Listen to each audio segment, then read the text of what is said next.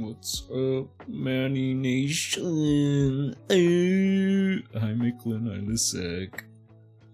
This really is Polska, isn't it?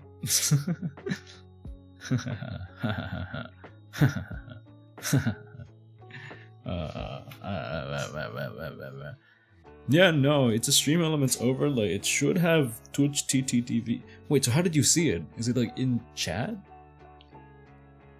Here's my name. I need to clip it. What the Micklin? What the McKillian?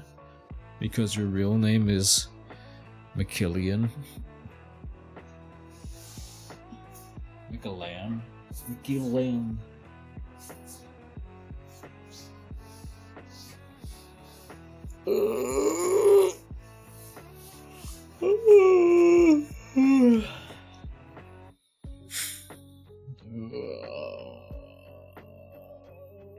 How you guys doing? It's late in Polska, is it not? Polska. Audio. Polska. Audio. I wanted to make a mini, like a. It's midnight. Oh, nice. I have time. Okay. I wanted to make like a very funny, very epic sauce. Hello Bong. Hello, my fellow Latinx. How are you doing? Yeah. Nero. I mean, I see the emote one here when I type, not stream. Oh, like in the stream chat? That's weird. I don't see it in OBS. That is very peculiar. Very skibbity, even. I'm very European, thank you, sir. Gay or European. What the? Accidentally. Accidentally jump scare. Oh, it's just an explosion. Oh. She dissolved. She dissolved. Yeah, I kind of just want to play the game now, honestly. I kind of want to know what it's like. Wait. I kind of just want to jump into it. Yo! Hold on.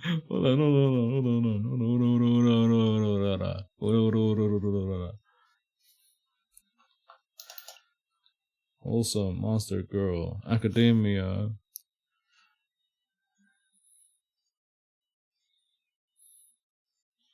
Welcome to the demo of Wholesome Monstergirl Academia. Hopefully it's so good. It's so good we'll play this when the actual game comes out. Chat, which one is your favorite? Oh my goodness. I got the black bars on the left of it. Hold on. They got a vampire girl. They got a heart. This is my cursor. It's not. Hello. Never mind. Dibs on the slime, bro. You got a dragon. You got a demon, which is kind of weird and wholesome. Monstergirl Academia. Is it early access? It's a demo. I guess so. Yeah. This is a demo. You got a dragon. You got a demon. And a wholesome Monstergirl Academia. You got a slime. You got a harpy. Two better wings. She is my type. Ooh. And you got this vampire. Dibs on the demon. I don't even know what the demon's here. It's a wholesome Monstergirl Academia. The species of consent is.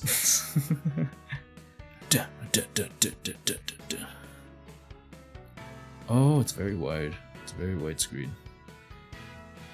If only my chat wasn't so fat. If only you guys weren't so fat. Let's see what else I can do. I hope these black bars like on the sides aren't like necessary, so maybe I can crop those out. And then, so chubby.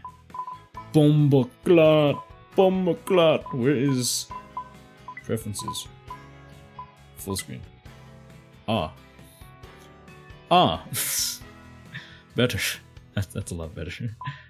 Unseen text, after choices, transitions, text speed, music volume. Music's fine, right? Music's fine. Blood clot.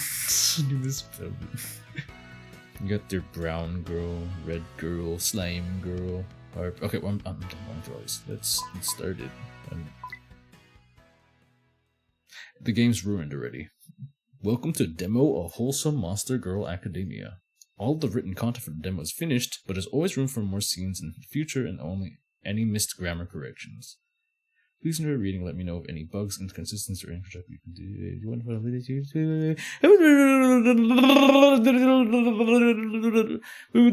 So, guys, DevSep insert. So let's begin. He's literally me, though. The final bell of my first week as a high school junior blares through the hallways. My ears are soon filled with hundreds of simultaneous conversations from students all over the school. I shove my books in my backpack, and I rush out of the classroom, relieved to be free for the weekend. I'll probably spend my time gaming, or see what my friends are up to. That's me. Not that we're super close or anything meaningful, but it's still nice to hang around others with similar interests. For better or for worse, it seems that nothing in my life ever changes. Nothing ever changes. Even this year is starting to feel much the same as the last. The only difference is that I'm a year older than before. I leave the school through the double metal doors that lead downstairs into the parking lot. I gently open the door. While rushing towards the courtyard, I hear some raised voices coming from the far end of the sidewalk away from me. Hey! Don't hop away from us, Cottontail! I can't quite tell from afar, but a student with the build of a linebacker appears to be harassing someone. A bunny-type monster girl. Do I need an encyclopedia for that? Do I need an actual encyclopedia for that? Get! Looking closer, I recognize her as one of a few Monstergirl people in our school, Sophia. There aren't a whole lot of them in the public school system, for various reasons. It's mine. It's like some type of monster people to integrate into society. It's like Monster Musume. A second shorter but slimmer student smoothly slides his arm around Sophia's shoulder. I instantly recognize him as Dave, the shadiest guy in school. Is that me? That's me. He's well known. Pink hair. Pippa? He's well known for the not so savory parties that he throws at his rich parents' house. It's no surprise to me that one of the football players has fallen into one of his schemes. You got any plans for this weekend? Bill and here may know a good place to hang out free from prying eyes. Sophia's eyes shift around uncomfortably. I hesitate for a moment, thinking I should just let this pass since there are plenty of other people around. Surely out of all these people, someone will stick up for her. Despite her shifting hands, Sophia's legs are locked and her feet are frozen in place, like a bunny. She looks like a rabbit caught in a trap. Okay, fuck you! I survey the courtyard and notice that nobody else is even looking in their direction. Don't be such a rush. We'll show you our favorite hangout spot, and Imogen offer you drinks. Please leave me alone. I have a boyfriend. Oh, I'm sure he wouldn't mind if you just went out for a few drinks with some old friends, would he? She's clearly not. Anyway, who would actually go out with a cursed freak like her? Quiet, moron. Hey, ignore him. Let's just go somewhere a little more quiet. I've been told that a man, a rabbit girl, is defined by the actions he takes. Hello, Egbert. And I don't even think I can consider myself much of a man if I don't take action now. Do we have a problem here? Screw off, man. This is none of your business. Yeah, mind your own business. Can't you see we're busy making plans for the weekend? I wasn't talking to you, morons. I was talking to my friend, Sophia. This is very common for humans and monster people to hang out in most public schools, though there are a few exceptions. Everyone typically keeps it to their own groups, so it surprises these two that even know her name. When I glance at Sophia's face, she appears relieved that she's no longer alone in the situation. She takes initiative and pushes Dave's arm off her shoulder. Hold it. I'm not letting you go without having a little fun first. Dave starts after her again and grabs a hold of her waist instead. Instinctively reaches towards her, but she suddenly sees stars. Bill, no longer caring about Dave or Sophia, has just sucker punched me directly into my temple. I raise my arms up in defense and get ready to throw punches myself. Sophia stomps on Dave's fancy shoe and makes a break for it. I'll go get a teacher. As she says this, I prepare to defend myself against the giant in front of me. Somehow, through my imperception, I've ended up with my back against the school building, leaving me no choice but to fight back. He swings wide, giving me the opportunity to duck in and release a flurry of blows. 2 hits to the gut, 1 to the jaw, all of which he brushes off like it's nothing. In return, he punched me right in the eye, causing me to wince back in pain. This small guy is so cool, why can't he play as him? Dude, he's literally me. I don't know why. Thankfully, I rush him despite his build, and try to tackle him back. It doesn't do me no good since he's built like a truck, and he pushes me backward against the wall. He knees me into the gut and grabs my shirt with his hands, causing me to panic. Is this Yaoi? I use the wall to leverage extra force and kick him in the gut, causing him to bend forward in pain. However, just when we do this, I hear Sophia returning with the teacher in tow. Here they are, right over here. As she quickly started, it's over. The teacher rushes, having to witness only my final kick. She makes an instantaneous judgment, then and there, as to who's at fault, and has us march up to the principal's office. It doesn't matter to them that I was the one who started it. It doesn't matter to them that I was helping out someone in a potentially dangerous situation. All that matters to them is that the school's no tolerance policy. Hey, this is like the beginning of Persona 5. I sit in the chair with the principal looming over me, lecturing me about how fighting on school grounds, especially on the first week of school. He sends me to a week of detention, and it threatens to expulsion if anything like this ever happens again. I shut my brain off to anything else he has to say to me. I'm not going to listen to anything from someone with the power to make things right, but chooses not to look at the facts. All that matters to me is that I was justified in my actions. I don't care about what any authoritative body says about it. I know in my heart that I'm right. I just wish I knew how to properly express that. Fortunately, my parents are a lot more patient than the school administrators, and I was able to explain my side of things to them. It was because of situations like this that I know that I have them to thank for my strong sense of judgment. Male principal 0 out of 10. My parents, fed up with how my school handles bullying situations, decided to enroll me in a private Catholic school 3 hours away from home. It's not out of nowhere that they come to this conclusion either. Our local church was offering scholarships over the summer for people wanting to attend during the now current school year, and there were lots of slots available.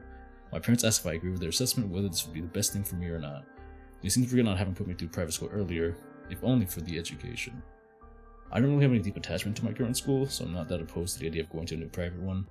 Unfortunately, I still have to finish the rest of the month at my current school, so I write up the rest of my detention and finish the remaining month, keeping my head down and nose clean. On a positive note, during that time I ended up befriending Sophia during my final weeks. So this is it, I guess. I guess so. I'm so glad I got to know you better before I left, at least. Who knew we'd both be in the same bands and basketball teams? Right, I never knew that humans and monster people would have so much in common. Sorry. It's fine. I was thinking the same thing. We really aren't that much different on the inside, it seems. If only I had to get the time to know her and her kind more. I still feel bad that you got in trouble even after I gave my side of the story to the principal. Don't worry about it. If you hadn't spoken up afterwards, my detention would have been up all day during school, with Dave and Bill rather than for an hour after school. She saw me. Oh, Rima. Ooh. Do they get naked? No, it's a wholesome Monstergirl academia. Why would they get naked? Hey, cheer up. At least you don't have to keep attending the same school as those jerks anymore. Are you going to be okay despite them being there? Don't worry about me. Us bunny girls are stronger than we look. I'll just stick with my friends after school. Well, be safe, Sophia. And I guess text me if you need anything. Not that I can do much 3 hours away. Same goes to you, Gabe. Take care. Yeah, you too. You too. Somehow I doubt we'll keep in touch, but part of me hopes that we will, despite the physical distance. After all, it's good to have friends. By the end of that day, the new school papers were taken care of and all my necessary things were packed up, save for work visual novel. I think I'm ready to leave this school behind. Still, this will be a massive change for me. I have never been new entry unlocked, been away from home more than a week, so it'll take some time getting used to. Genesis 6:1-4. And after that men began to be multiplied upon the earth, and daughters were born to them. The sons of God, seeing daughters of men, that they were fair, took to themselves wives of all which they chose. And God said, My spirit shall not remain in man forever, because he is flesh, and his days shall be 120 years. Now the Nephilim were upon the earth in those days, for after the sons of God were the daughters of men, and they brought forth children, and these mighty men of old, men of renown. What's the Nephilim? Have angel, have man, have children, born in mighty men. Apocrypha. These few lines in early scripture have been the cause of much controversy for the past century or so. In the late 1950s and early 1960s, mankind shot the first satellites into space. It didn't take long for those satellites to be used for practical purposes such as weather tracking and observation. During one particular observation effort, they discovered small towns and cities hidden in areas previously unexplored in regions of 6 major continents. First world governments took it upon themselves to send people out to destroy these zones to find out how to do this. Modern era. Once it was baffled, scared most of humanity. Monster girls? Monster people.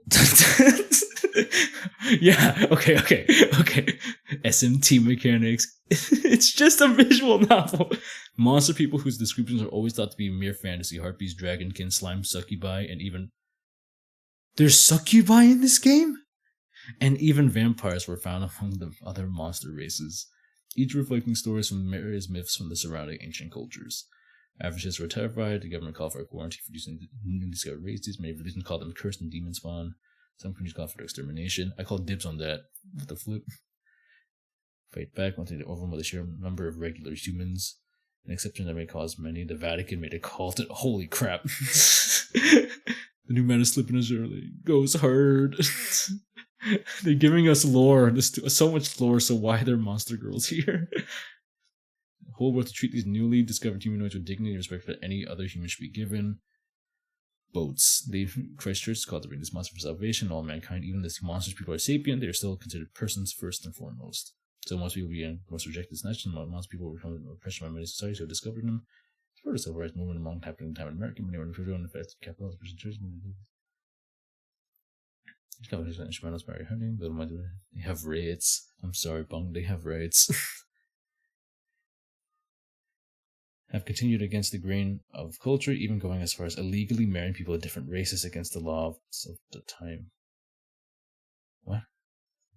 Today, more people have become to accept monster people as just they are in the race with itself, and that's prejudice and condom curse to demon spawn. The passage of Genesis may not describe true origins of the people, but may not true combine. They use that Genesis passage to say that monster girls are a thing by. But children do not deserve to bear the burden of their parents' sin. At least that's how I see it. The writer's putting so much effort into justifying Monstergirl school that we need justification. At an early mass in my hometown, we arrive a day before my first classes in order to unpack my bags and find my bearings. Church, by the way. The new town is 3 hours away from mine home, so when we arrive, it's a few hours past lunchtime. Who's the first one we're gonna see? Who's the first one we're gonna see? Pull. Who's the first one we're gonna see? Hold on. Pull.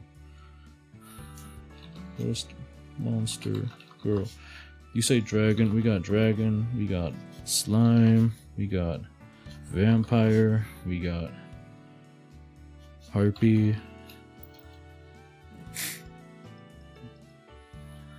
succubus. Is that even a succubus on the Steam page? 1, 2, 3, 4, 5. Dragon. I guess it's a succubus. Okay.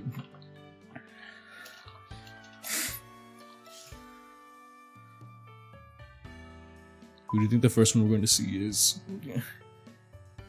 My parents and I embrace in a heartfelt goodbye, complete with embarrassing hugs and kisses at the front gate. I remain behind as they depart for the dorms to drop off my bag so we can start becoming acquainted with the campus. Maybe I'm just feeling optimistic, but it seems to me like the front gate has arms stretched wide open wide and welcome. I hope that the gesture is a good sign that I'm in the right place. Pondering for a moment, I think what life is going to be like once I walk through those arms. Academics aside, I wonder how a private school will become different compared to my old public one. I'm a cradle Catholic, which means I was born and raised Catholic. That's true. Despite this, I've never had a really deep connection with God. It's not that I don't believe or anything. It's just I never really felt any closeness with my faith despite going to church a bunch as a kid. I'm sure there's something more to the whole religion thing, but for now I just do my basic duty and go to the church. I received all the sacraments thus far, and most recent having been confirmation. Yeah. They put us through all. You guys really think the dragon's gonna come next, and then someone voted for one of everything. They have a faith formation education classes every Wednesday for a few years leading up to it. I think that's Sunday school, but I guess for like when you're an older student, they don't really have them on Sundays. They have them like later, usually and like different during the weekdays. I don't feel like I learned much from it, however. Damn. Surely there's more to Catholicism than just knowing the sacraments and a few Bible verses. I wish they had given us more straightforward answers to certain questions, like we shouldn't even bother going to church. Why should we even bother going to church on Sundays? Can't we just spiritually be close to God through prayer? Isn't He everywhere, after all? Regardless of not despite some of the people of the Catholic Church's history, the Church itself is largely a force for good in the world. Is this Christian entertainment? It's Christian education in a visual novel with monster girls. That's why it's really funny. It's really cool. I used to be I used to be a catechist. That's why. That's another thing. And my chat is full of Spaniards, Latinxes, and Poles. So this should apply to everyone anyways. That seems to provide the most charitable service in the world, especially in the healthcare and education sector. Cope seeth. Plus, it's a good bit of wisdom in the Bible and through the stories of the saints. Are you Cuban Mexican now? Bro, I'm not Cuban. I heard the good things about that Jesus fellow. Even non-Christians can't see that much fault in him. I wonder how God of all creation would react to being referred to that way. Surely he at least has a sense of humor. Otherwise, Puerto Ricans, sorry. Nah, man. Otherwise, why would he have humored us with his present? Anyways, whether or not I'm close to him in the present moment, all I can do is move forward and do good for myself and others. As I step through the school gate, I resolve to do just that, for my own life and for those whose paths intersect with my own. I will go forth and become a better person so I can affect positive change in the world. And who knows? Maybe while I'm there, I'll find the path that God wants me to take. I step forward and begin my trek through campus to familiarize myself with the school grounds. A few dozen students are roaming from one place to another, enjoying their last day off before the weekend finishes. I start to feel a bit isolated because I'm coming from a different school halfway through my high school career, a month into my junior year at that. Hoping that I don't get in trouble making new connections. Still, this place doesn't look half bad. Comfy even. I think I could get used to it. I wander aimlessly for a few minutes, clueless as where I am headed. I notice a large, beast-looking man walking in my direction. 2 giant ox horns adorn his head. I don't mean to say, but it's really imposing at first glance.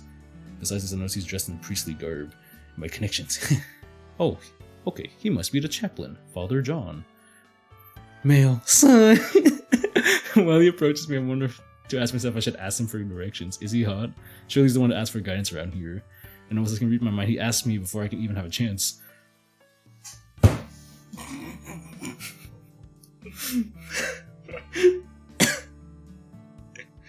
Is he Egbert? Is he? Torito Bravo. Hey there, friend. You look like a lost sheep. Can I help you find your way? Yes. Yes, Father. I'm transferring here as a junior.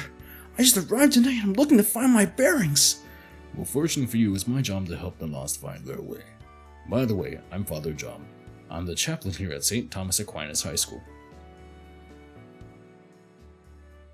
I know a school like that. Yes, sir. I kinda guessed from the descriptions I heard of you. No offense. Your horns are so big. None taken. I know I'm kind of hard to miss. Anyways, it is nice to meet you. My name's Gabriel, though most of the people call me Deku. A messenger from God in need of guidance then. How ironic. Well, I think you're in luck because a reliable servant of the Lord has appeared to us. Father John gestures behind me to a monster boy who at first glance seems tired and unkempt. This is Damien. He's in your grade and a student council member to boot. Damien, would you mind terribly showing Gabe around campus? He's new here, needs someone to show him around. Gabriel Ultra Kill! John Ultra Kill. I don't mind. He raises his hand in a short, motionless wave. I'm Damien, Daywalker. I just be ran in front of the bulls recently. I just be doing everything. Half vampires. Look at this! Vampires are created in document of evil beings. Daywalkers show that they are good. According to the church, due to how they believe vampires, the each day is bait and the whole game is gay Christian adventures. No. Daywalker, but he's not ginger.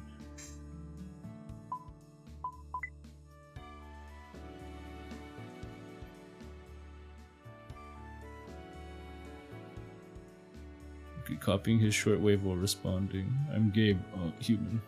Wait, so there's no Monstergirl? I don't know if you write the nonsense joke of their monster race. What did you Gabe with them? Where's the girl's at? Please. Where's the girl's at? Where's the girl's at? Please. I'm sure you're still pretty busy on Sundays even after mass. And the getting work of priest is never done. Best of luck finding your bearings, Papa John. Make sure you come by the chapel someday if you need special guidance or need a confession heard. Of course, I'm always available in case of emergencies. Anyways, welcome to St. Thomas. I'm now left for the Daywalker's care. Although Damien sure doesn't look like he's the energy to leave me anywhere, much less to do anything but sleep. So you're a junior too. What made you come to St. Thomas High? It's a long story. The short version is I gotta fight defending someone else. My parents had a different perspective on the topic of justice the school did. St. Thomas Aquinas was a pretty boring guy. He was just one of the big nerds, right? He just studied all the time. And he didn't made some big books and that was it. Sounds pretty complicated. So what have you been seeing around the school so far? Just different gates here and there. Let's head to the most popular lunch hangout and get you inside and see where classes are held. Yeah, he just wrote a bunch. That's why he has to... I think he has an order too, right? Several orders. Whatever. Sorry for the inconvenience. Don't sweat it. It's my job to make sure all the students are taken care of as a school council member. Looks like I ran into a bigwig around here. Though he doesn't seem like a type, he must do a lot of good for the school to have the chaplain rely on him like this. With Damien at the helm, I follow him to our next destination. Please, please, A girl or something. Oak trees and pigtails arranged areas full of students, most prominent of which are a group of cheerleaders chanting synchronized cheers. I try to keep a steady pace of Damien, but I struggle to keep up as he makes a surprisingly quick beeline to the cheerleaders. By the time I catch up, the routine's finished, and Damien starts talking to what looks like the head cheerleader. Unlike my old squad, there's a lot of diversity among the group. Half of them are ordinary humans, but the other half are monster girls. Heartbeat! Whoever voted for Heartbeat got it. Yeah. A blue feathered bird type monster. Girl sneaks away from the group while I'm idling myself waiting for Damien. Hack writer! She must be a harpy. I haven't heard much about them except what I was told in ancient legends. Ooh! Mostly they used to pick up random travelers and kidnap them with their sharp and imposing talons. The harpy's short, brightly colored hair and her blue feathers lower the intimidation factor by at least a half. Why is she getting closer? If she wasn't already coming closer, I'd say she looks very approachable. Those old tales can't be true, can they? Hey there, I haven't seen you before. I'm Sarah. She talks a lot. Shit. Oh hey, I'm Gabe, as in Gabriel. I reach my hand out to reach her before realizing that it might be awkward to grasp a harpy's talons. Her hand reaches mine before I can stop myself, and despite how it looks, the inside of her palm is surprisingly soft, and her grip gentle. Does it grip? Nice to meet you. So am I right? Are you new here? Yeah, I'm a junior. I came from a town 3 hours away. A junior? Oh, me too. What brings you all the way out here? I figure I have to repeat this a few times, so I quickly find a way to summarize for anyone that wants to know. Long story short, I got in a fight defending someone at school and they had no tolerance policy in place. Oh, scary! A ruffian or a knight in shining armor! You'll have to spill the details later. Yeah, well, so there's this popular hangout during lunch hours, huh? Oh yeah, that's where I used to catch up with all the latest gossip. I mean, talk with all my friends. Of course, there's an inside cafeteria, which is nice for when it's raining. The food's okay too, I guess. If you want to find someone to eat lunch after school, this is the most likely place you'll find him. Just then, Damien cuts in. Hey Gabe, I'm done with this area. Let's go to the next place. Alright, nice to meet you, Sarah. I guess I'll see you tomorrow? Yep, nice to meet you too. Sarah skips back to her squad members, matching on her feet with every step. Next up, our classroom. There are a few things I need to get up there before we continue on. Lead the way. Guys, who do you think's gonna be in the classroom? Who do you think's gonna be in the classroom? And then walk down a long hallway, poster boards and lockers, interrupted by doors and even intervals that lead to various classrooms. Damien stops in part in particular. When he reaches for the doorknob, why'd you say the bull dragon? This is our homeroom. We have about 20 students in this year, including you, and half are monster people. That's a lot. It's a lot more we had in my public school. Yeah, it makes sense. Not a lot of us feel like we fit in public schools. What's the difference about this school? He pauses for a moment and thinks to himself. I didn't mean for the conversation to go in this direction. It seems like I go too much for a personal question. It seems pretty fine in my experience so far. Most people are friendly enough or just don't care. There'll always be some isolated incidents, of course. Private schools can sometimes lead to elitism among wealthier students if the school doesn't stomp it out. It makes me wonder if Sophia and really all monster people would fare better at a school like this. I guess I'll find out this year one way or another. You don't seem to be bothered by monster people for someone who came from a public school. What do you think gave you a different perspective? Honestly, I haven't put much direct thought into it before. It always felt natural to accept people who they are, not just by their appearance alone. Usually. Oh! I'm not so sure, but I was raised Catholic, so maybe that? There's always a fair risk of people in the pews at Mass, at least. And there are more humans than monster people. Fair enough. Damien makes a move to reach his hand towards the doorknob, but briefly stops and looks back. Hey, if you ever have any questions about monster people, don't be afraid to ask. Most of us aren't bothered, but sometimes it's amusing what questions people come up with. Even with little time I spent with Sophia, I didn't have much of a chance like this, so I'll take advantage of this offer sooner or later. Huh. Alright, I'll keep that in mind. He turns back and disappears to the doorway. I follow once again. I continue to follow Damien closely behind. He points out a few relevant classrooms here and there as we walk along. On the way in the library, he runs into 2 girls who are arguing over something. Slime! Come on, Eva, let me see that book you checked out. I bet it's another steamy romance novel. A relatively short slime girl is teasing a bunch of blushing succubus who appears flustered. I can tell by first glance the smug grin of the slime girl that she's a troublemaker. She has bags under her eyes and her uniform's not correct. I notice her extremely sleep-deprived eyes and 2 cute little antennae poking out from the front of her hair. The succubus is a Fujo MF. Most of her body seems to be composed of a semi-translucent slimy material, all which seems to hold up surprisingly well. That's the succubus! The succubus, despite her already bright red skin, appears to be blushing heavily at the slime girl's teasing. She has 2 horns protruding from her dark black hair and a slender tail coming from behind her that ends in a pointed spade. Holy Dumbo! Her solid black eyes are illuminated by her bright yellow pupils, and she is also shorter than me. She still has a few inches on the slime girl. Cut it out, Clover. It's none of your business what I got, okay? I promise I won't tell anyone. Except maybe Damien over there. We Clover. You're gonna leave her again? Don't be so hard on her, you know she's sensitive. I'm not. Clover snickers devilishly. But she's the fucking devil. This is Gabe. He's in our class starting tomorrow. Nice to meet you both. Clover's eyes see me up and down with a smug grin on her face. Eva looks at me with some hesitation, but quickly looks away as she notices my eyes looking back. Likewise. Eva looks back at me with a slight suspicion and replies, Nice to meet you too. Anyway, we better get lower so Eva can start on her new romance novel. Eva smacks Clover's head with a book, which gives a distinctive splat and rushes off blushing. Hold on, Eva, wait up! The two naturally get along, but Clover likes getting reactions out of poor Eva. It's okay. It's okay. I understand. As long as they're just friends teasing in the spirit of good fun, yeah? If they weren't both different monster types, I'd assume they were sisters. Yeah, it does seem that way sometimes. Anyways, this is where the library is. Where you have more time, you should go check inside it. It's a wide range of literature to choose from and a pretty decent computer lab. Let's go check out the gym next. Okay, this is the dragon. This one's the dragon. This one's the dragon. Coming at the back end of the school, the doors open up to a large field that seems like a gymnasium. Outside, multiple students are hanging out, throwing balls and performing various other physical activities. I guess Sundays are pretty busy for the sports clubs. Not always. No, some of us like to get ahead of the competition, especially her. As soon as we weave our way to the various sports group, my eyes focus on one, almost entirely in sync. Brown Tomboard! In the front of the group, a tall dragon king leads their movements with impressive gusto. Yeah! Yeah! Why is she out of the sun? I thought he was a vampire. He's a daywalker. We just said he was a daywalker. It's quickly apparent why she's the leader. Besides her extremely tan and fit appearance, extremely tan and fit appearance, she towers over most of the rest of the group. 2 piercing horns protrude from the side of her head, giving her a rather imposing appearance. Despite this, her sharp gaze implies her sharp wits.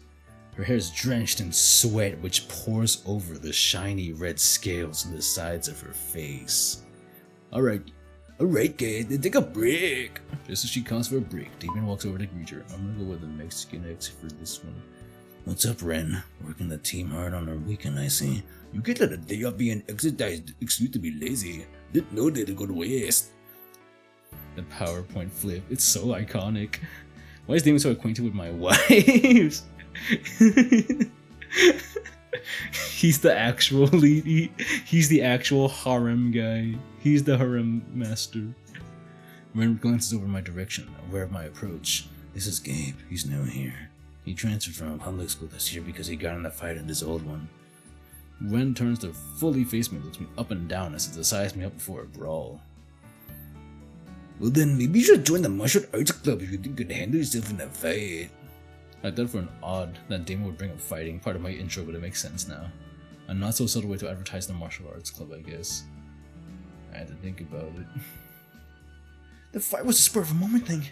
I don't really care for violence. No excuses, the martial arts club is about starting fights, just finishing them when necessary. And ironically, after saying that, she playfully punches me hard on the left shoulder, giving a distinctive smack. She smirks at me as she does this. Just think about it, I'm usually practicing here at the gym after school. It'll help me dodge your punches, I might have to. I say this while massaging my likely bruised shoulder. You're funny. I'll see you in the gym class then. She turns to face her fellow martial artists and starts rallying them back to training. She's one of the school's best athletes, not just martial arts, but also basketball, volleyball, track, lifting.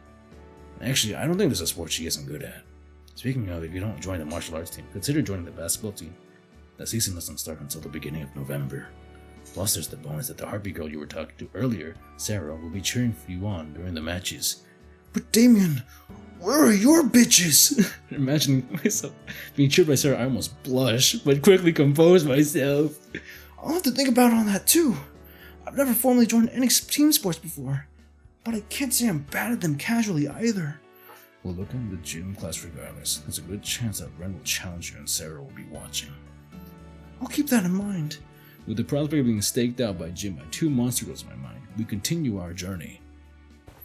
We arrived at the outside of a very tall and imposing church. Okay, well, here's the part. It starts from... but the music stopped. Any other building around, it doesn't seem to be afraid of letting its presence be known. Still, it's only the size and sharp spires that make it imposing. The house of God is meant to be a place of awe, weirdly representing its spiritual head. Almost no Catholic church buildings worth its merit can be mistaken for what it represents. That's not a big church. Maybe these guys are really short. Before we enter the chapel, mass is held every Wednesday before school replacing the first period, and every Sunday at 10:30 a.m. Bro, I don't remember this. Thanks, I'll commit to memory so I don't miss it. Speaking of the time, I was almost late for an evening appointment. I'll catch up with you later. Alright, thanks for the tour. I'll have to make it up to you sometime. Don't sweat it. Later. He wanders off to another direction, throwing another one of his signature waves over his back, and leaving me in front of the chapel doors. The noise of the crowd seems to have died down compared to earlier. I suppose it's dinner after all. Evening appointment with all my wives. Since I'm waiting ready here, I approach the chapel doors, intending to take a peek inside. The door shut behind me with a soft thud. I allow my senses to take in my surroundings. The church appears mostly empty and quiet. As I step in, I hear a faint humming coming from one of the back pews. I reverently walk down the center aisle about a third of the way until I locate the source of the sound. I forgot about the vampire! Oh! The girl with a black ponytail and a big red ribbon is leaning sideways in the middle of a pew. She reminds me of the members of a punk band I once saw on TV. That's not what I was going for. The red and black striped stockings and the little skull on her chest really complete the look. She quickly types on her cell phone while gently humming an unfamiliar tune. Get off your phone, we're in mass, bro. We're in the chapel. She doesn't seem to notice me, so I sit down in the same pew from the far side away from her to take in the reverent atmosphere. Why are you sitting in the same pew as her? You're weird, bro. You're weird. The inside of the church is adorned in all manner of golden colors, stained glass, and statues of saints. Up towards the front, an altar is immaculate except for a long cloth covering its top. Behind the altar, the wall rips a golden box common to all Catholic churches, the tabernacle. I believe it's called the tabernacle. There you go. That's where they put the bread after communion for the storage, as far as I recall. The Eucharist. Just then I hear the front doors of the church swing wide open. Father John steps through, heading towards the aisle towards the altar. This older girl sitting on the other side of the pew for my presence. She stops typing info, takes a quick glance at me, and gets up to leave. I make no motion to stand and get up on her way, but end up stumbling into her. Bro! For one more. Before I can move again, I notice that she has 2 fangs protruding from her mouth. She must be a daywalker like Damien. I wonder if they know each other, considering how rare they are. Excuse me. Sorry. Let me get out of your way. I didn't mean to interrupt. It's fine. Don't worry about it. I was finished here anyways. She hurries past me and leaves out the front doors, passing Father John along the way. Father John continues his pace, passing her with a gentle smile until he stops in front of me. Gabe, you came. There's a lot about your character to come to confession on the first day before your new school. Sorry to disappoint, but my motives aren't as pure as that. The front of the church is having to be the last stop of Damien's tour before he had to run off. By the way, who was that vampire-looking kawaii anime girl that just walked out of the church? Oh, that's Araya. She comes here every once in a while during off hours. I feel she hasn't accepted the promptings of the Holy Spirit to accept Lord in her life, but at least she seems to be the content of the chapel's serene atmosphere. Far be it for me to prevent her from spending time in the presence of the Blessed Sacrament. What she does in here is little concern to me unless she wishes to make it known. A non-religious vampire in a church, huh? I've heard many strange things, but you can't get more things like that. I wonder if she has just a complicated background. I won't judge her for it. Live and let live, I suppose. By the way, wouldn't know much about them, but daywalkers don't usually like being referred to as vampires. There are many different natures, after all. Sorry. I had a feeling you're learning a lot of new things about monster people. Fortunately, Damien did extend an invitation to me for an open question, so I catch up on that stuff later.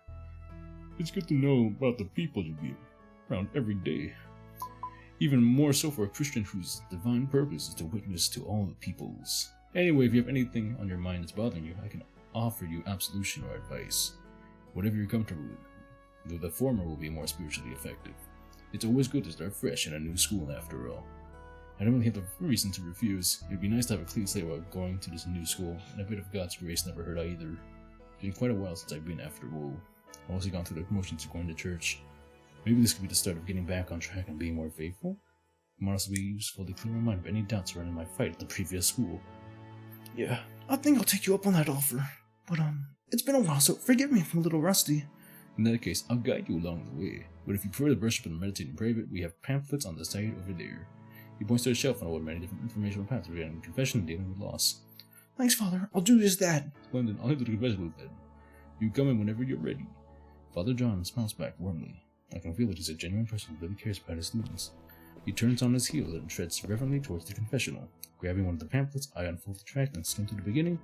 According to this, good start with the exclamation of conscience. It says the sensory categories and 7 sensory uses God to learn how you've done wrong. Greed, lust, wrath, gluttony, envy, sloth, and the father of all sin's pride. Greed does not seem to sin us. Now he's gonna go through every single one. Jesuit propaganda. The fucking Jesuits. Nerds! Nerds! I'm proud to think that I was in first place. I haven't met a time that.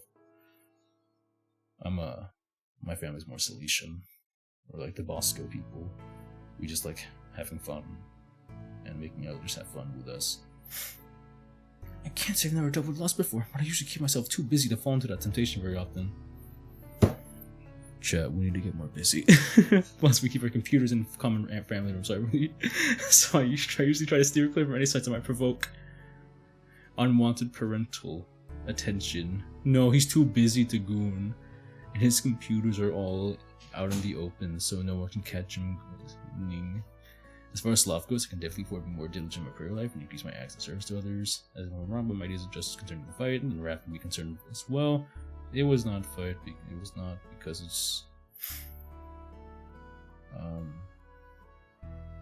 like the justice. It's the anger of justice, righteous anger. I mean, I don't think I was wrong to do what I did. You know what? Actually, no. Let's see what the game says. I was helping someone get out of a bad situation after all. I can't hurt some clarification on things, so I'll ask anyway. I'm definitely still holding. Did you pray today? Oh my goodness. Did you pray today? Because if you didn't, I'ma have to dig you down on some gangster shit.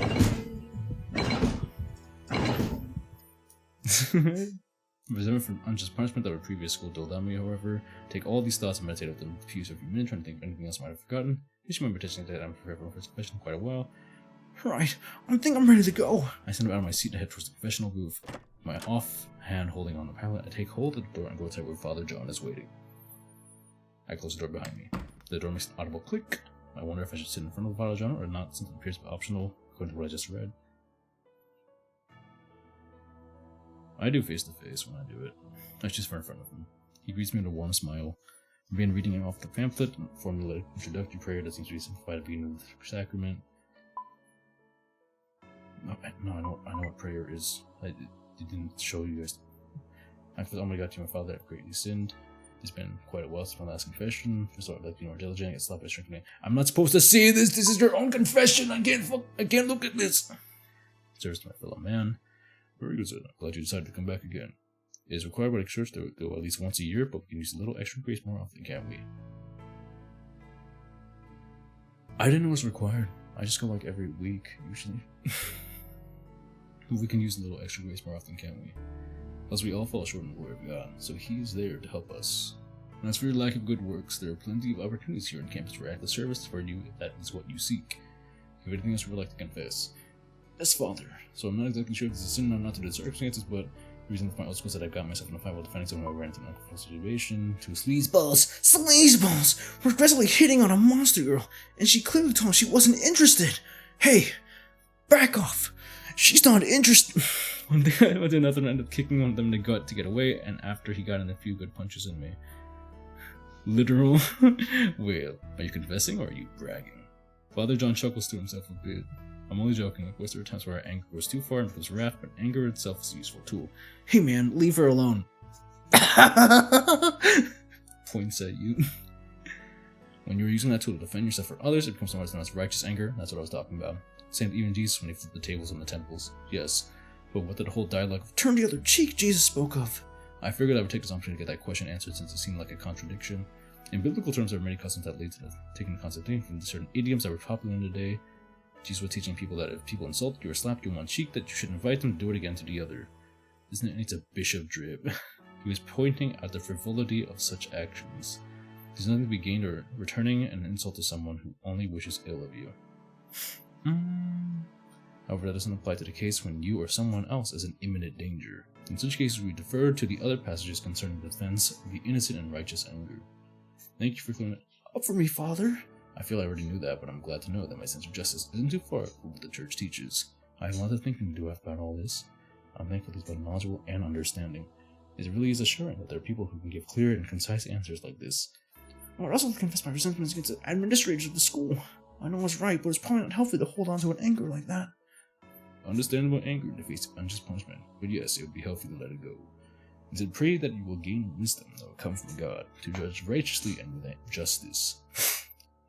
Those are all the sins I can recall at this time. Well, in that case, before you give your penance, I would suggest going to any one of the school clubs, each of which should give you an opportunity to serve others, God, and yourself. For your actual penance, I want you to pray and meditate on the Lord's Prayer, focusing on the words, Our Father. Especially in the fact that he loves us so much to humble himself as far to make him call him so familiarly, Abba, Father, as if we were his children. And finally, I want you to say a prayer to the people who are tormenting you and your friend, as well as the administrators at your former school. It may be hard to do, but pray for a conversion of heart, that they may be better people through Jesus our Lord. That may be fairly difficult for me with how I feel about them, but I'll give it some thought. Now please pray an act of contrition. Looking back at the tract, I say the prayer at the end, which appears to hit all the right meanings as it was tempered over time throughout the ages. As I try to focus on what the world truly mean, I begin to remember some of it in my faith formation classes. Perhaps I remember more than I thought. As I finish, Father John begins his final act, prayer of absolution. Does it actually say the whole thing? No, it doesn't. Cringe. God the Father of mercies, through the death and resurrection of His Son, has recorded. Oh, he does say the whole thing. Oh, wow. It said the Holy Spirit among us for the forgiveness of sins. Through the ministry of the church, may God grant you pardon and peace, and I absolve you from your sins in the name of the Father, Son, and Holy Spirit. Wait, well, he actually says the thing. That's cool. In those words, I absolve you from your sins. I feel a deep warmth and even a shiver inside of me. The Holy Spirit, I cannot say, but I won't doubt it. The difference is, like, most Christian games, like games meant to obviously convert you, are all Protestant. And they're like, oh yeah, we're the church. Also, Catholics fucking suck. And it's like, well, yeah, okay, that's a great name. But like this one's very Catholic. Very Catholic. Amen. And thank you, Father. What's missing is like several statues of Mary all over the place though. Jehovah maxing. Fuck Jehovah Witnesses, man, they're weird. Reflecting on the great mystery I've just participated in. Maybe there's something more to these sacraments than I've been giving attention to. I gently retreat to the door as the confessional and close it behind me. Yeah, Mary's not in this. Maybe that's... I managed to make them put me in a blacklist. Nice. As a fascinating front piece, I noticed a certain succubus that I met earlier praying by herself. Aren't they supposed to be related to demons somehow? There we go! This is the important part! I was like, what are you doing here? I instantly dismissed this thought, even though I know that demons don't have physical bodies. The reality is, I still may have some biases left over from the media I consume and the students at my old school. She looks up to me, a little surprised, but averting her eyes back down the book she holds in her hand, trying very hard to evade my notice. This is nice. I decide to let her be and start to pass her when I hear a small voice behind me. Hey, is Father John ready for another confession? Wood. Turning back around her, I see her looking up from behind the book. It doesn't appear to be one she hit Clover over the head with earlier. I believe so. I believe so. I didn't see anyone else behind me before I went in, besides that daywalker girl who left, so you're good to go. What you mean? Thanks. She gives me a short nod and hurries towards the confessional booth, her tail trailing behind her in the little room. can I presume what a succubus girl would confess? But I won't be uncharitable. Allowing the thought to escape my mind, I find an empty space near the front to pray and perform my penance. Does she confess to Father John about her yaoi fetish? Lord, I know. Okay, this is a prayer. I can't do this. I know we don't talk much except during morning prayers, but thank you for letting me have the opportunity to confess my sins to you this evening. Next, I pray the Our Father, focusing on obedience like what Father John said. Our Father, who art in heaven, hallowed be thy name. Thy kingdom come, thy will be done on earth as it is in heaven. Give us this day our daily bread, and forgive us our trespasses, and we forgive those who trespass against us, and lead us not into temptation, but deliver us from evil. The idea that an almighty being would humble himself to create us and call us his children is astonishing if I really think about it. Isn't it wild that Shrimp wrote that prayer? Not the Shrimp. I start meditating on all the different parts of the prayer, their meanings. Forgive us our trespasses, forgive us trespass against us. Why did I even read the thing? And when I prayed this as a rote prayer in the morning, the meaning slipped me by, but there does have to be a lot more to it now that I'm slowing down. Is this the standard by which God will judge us? Will God hold it against me if I don't forgive others of their sins? What if I don't forgive those bullies and I just simply never bully someone else? Is that sufficient forgiveness in God's eyes? I ponder this more in silence, while thinking of something to say to God about those who wronged me as well. God, I know you saw everything that would happen then. Father John told me I was not entirely in the wrong for the self-defense part, but I'm sorry for the resentments that I've been holding on to. Please bring those people to a better mindset and a better understanding of what they did to the both of us, and help me to always be more aware of my anger, and so I use it only as a tool of righteousness. Amen. I hope that is acceptable. I always feel awkward talking to God on a personal level. Perhaps it's like any other relationship that gets better with time. I can't improve my relationship with God if I never talk to him after all. Done with my prayer and penance, I stand back up and prepare to leave the church. Before I leave, I dip my finger at a holy water font and make a sign of the cross before quickly blessing and walking out of the door. Put the prayer emotes. Yes, many prayer emotes. Many prayer emotes. This is the one use. This is the only use to use this emote. This is the only purpose for this emote. Is there a shrimp monster girl? No, there's no shrimpina. Sleeping outside, I noticed the sun had already set over the tree line. Look around an empty courtyard in front of the chapel. The daywalker I saw earlier sitting on the bench quickly typing into her phone. Just as she finishes writing and loading her phone, I approach her to apologize for startling her before. Hey, sorry about earlier. I know the church is supposed to be a place of meditation. I didn't mean to interrupt your concentration. Don't worry about it. I was just taking down a few notes of ideas that were stuck in my head. Are you a writer then, perhaps? Something like that, I guess. I see. Well, I won't keep you from what you're doing. See you around campus then? I turned to leave and find myself through the dorms, but I remember that I don't know how to get there from here. Oh, actually, do you know where the guys' dorms are from here? I'm a new transfer student. My name's Gabe, by the way. You can call me Dick.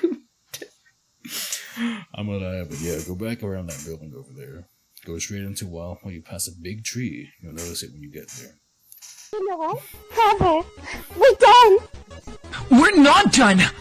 Daddy isn't done speaking. Everything is Dick now. By the way, are you a junior? Yeah, how'd you guess? You just seem a little younger than me, that's all. I'll see you around campus then. She picks up her stuff and heads in roughly the opposite direction from where it directed me to go. Younger than her, huh? I guess that means Araya is a senior? I still wonder what she was writing in her phone. I guess I'll have to get to know her better to pierce the veil of mystery that surrounds her. I saw from the direction Araya pointed to earlier and make my way to the dorms. Finally, I make a turn near the big tree just as Araya described, and I see the dorms in the distance. Back rooms. As I walk into the common area, I see a handful of other students hanging out and catching up before classes begin again tomorrow morning. I overhear a conversation about the games that they played instead of the weekend homework, and another's talk about a girl he's crushing on one grade below him. Continuing into the hallway, I look for my room, number 143, right here. I open the door and take my first steps inside. I gently open the door and my bags are in the middle of the room where my parents must have left them. There's a note on the lights that says simply, "We love you, Gabriel." The deck voice has gone too long. Hold on. Oh, VTS is down. There we go. No, PTSD. We love you, Gabriel, and we hope you have a great semester at your new school. If you ever need us, don't hesitate to call. Love, Mom and Dad. I don't love you, Gabriel. I gather, make things and put them to where they belong. Your semester sucks! They won't remain orderly for long, but I may as well put them in their proper place while I'm thinking about it. I set my laptop on my desk and my Bible on my bedside table for the finishing touches. Before I even have a chance to meditate on the day's events, I collapse onto my bed and drift away. Drift away, drift away. Gabriel, is that an Ultra reference? Come on, I've already made that reference! Brain damage. The tone of my alarm clock eases me awake. My eyes open to an unfamiliar ceiling. I must have been exhausted last night because I don't even remember setting my own alarm. I grab my phone from the bedside table and check the time. It's 6:30 a.m. I force my body up in right position and swing my legs over to the side of the bed. Rubbing my eyes, I start my morning ritual. 10 squats, 10 push-ups, 15 sit-ups. It might not seem a lot, but doing it each morning helps me wake up and give me energy. That's true. I grab my towel and my shower gear and head to the bathroom. Ew, he's a day showerer. Shower at night. Badass. After checking the temperature a few seconds to make sure it's ideal, I step into the warm water. Call me weak, but I always find a warm morning shower gel wakes me up a lot less stressful than a cold shower full of energy. Bro thinks he's Saitama. Bro thinks he's American Psycho. Bro thinks he's a psycho American. I prepare my mind for the day of meditating in the shower and reciting my morning prayers. This time, pay a little more attention to the words I'm saying, Alice. Listening to the American Psycho routine for real. He peels the mask whip. It's always been a simple Our Father, like any other little thing that's on my mind. Something my dad taught me when I was younger. While your mind is still waking up, focus your will on God, and the rest of your day will go His way. In the very least, it's always helped me clear my mind and focus on my goals for the day. Today's primary goal is paying attention to class so I'm not left behind. I'm a month behind everyone else after all. The school sent me a homework package before I wrapped it, the expectation that it would catch me up at least. As I meditate on the day, I wonder if people's morning rituals have any resemblance to my own. After finishing up in the shower, I put on my uniform and scarf down a quick breakfast for my morning meal. It's not ideal nutrition, but it does the job of holding me over until lunch. That's like me, but I don't eat anything. All the other guys weirdly make their way towards the hall and out the doors onto campus. I follow the steady but disconnected stream of students heading from all over the main school building. As I enter the class, I'm greeted by a familiar face. Good morning, Gabe. Did you find your way here all right? Did you summon pot of greed to draw 3 cards? Drink coconut water. Such a bright and cheery attitude. This early leaves no doubt to me that she is a morning person. I didn't. Good morning, Gabriel. Shoot. Good morning, Cyril. She is so mean, girl. You're here early. Class doesn't start for another 10 minutes. Well, you know what they say. The early bird gets the worm. Though I can really stand to touch worms. Who's slaying me? Now that makes me wonder if harpies actually do eat worms. I'm too afraid to ask. Anyway, speaking of worms, here comes Ren. I follow Sarah's case to the door and watch as Ren enters with a backpack slung over her shoulder with one hand. What's happening, Sarah? Morning, new guy. He has those bird ticks. Oh, I get it. Worm as in... Never mind. Good morning. Have you met Gabe yet? Yeah, he was following Damien around like a lost puppy yesterday. I heard he's pretty good at sports. Oh, yeah. You'll have to show us in the gym sometimes. Room for one more? I'm always a bad morning person. I am too. I used to be a morning person for real. Depending on how good your skills are, I'm sure I have to scout you for that basketball team. Not if I get him to the martial arts club first. Ren and Sarah continue fighting over which club I'm going to be forced to join. As they take their seats. There's only so many, right? There's only 5 main ones. Unless they're gonna include Sophia later. Sophia's a bunny girl in the beginning.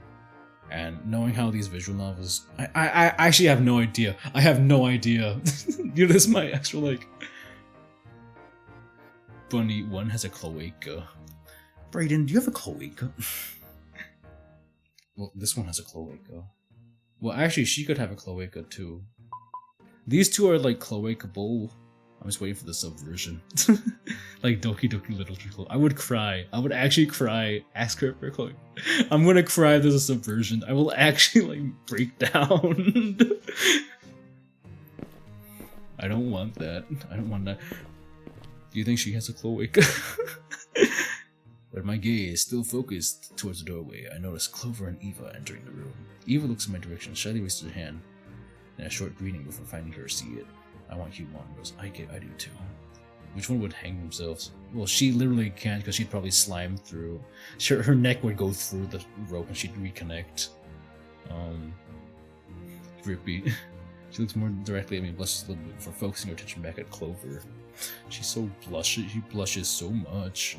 I wonder if it's because I saw her before the confessional last night. It's nothing to be embarrassed about. I wonder if there's there for myself after all.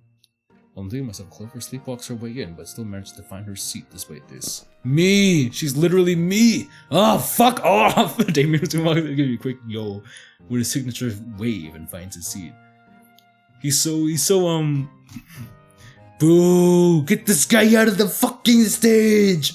Get this guy, thank you! I wonder if his student council duties extend to the weekend or even late at night. By the time class is about to start, I'm still left awkwardly standing around near the front of the class. Boo! We're just gonna say when the teacher opens the door soon after. Yo! Good morning, class. A nun in her habit falls gently into the classroom. Okay. Okay. Okay. I focus on two circular forms affixed to the side of her head just as they cooked. I noticed when the cloth felt wrapped around her waist to see which is fixed as a rosary.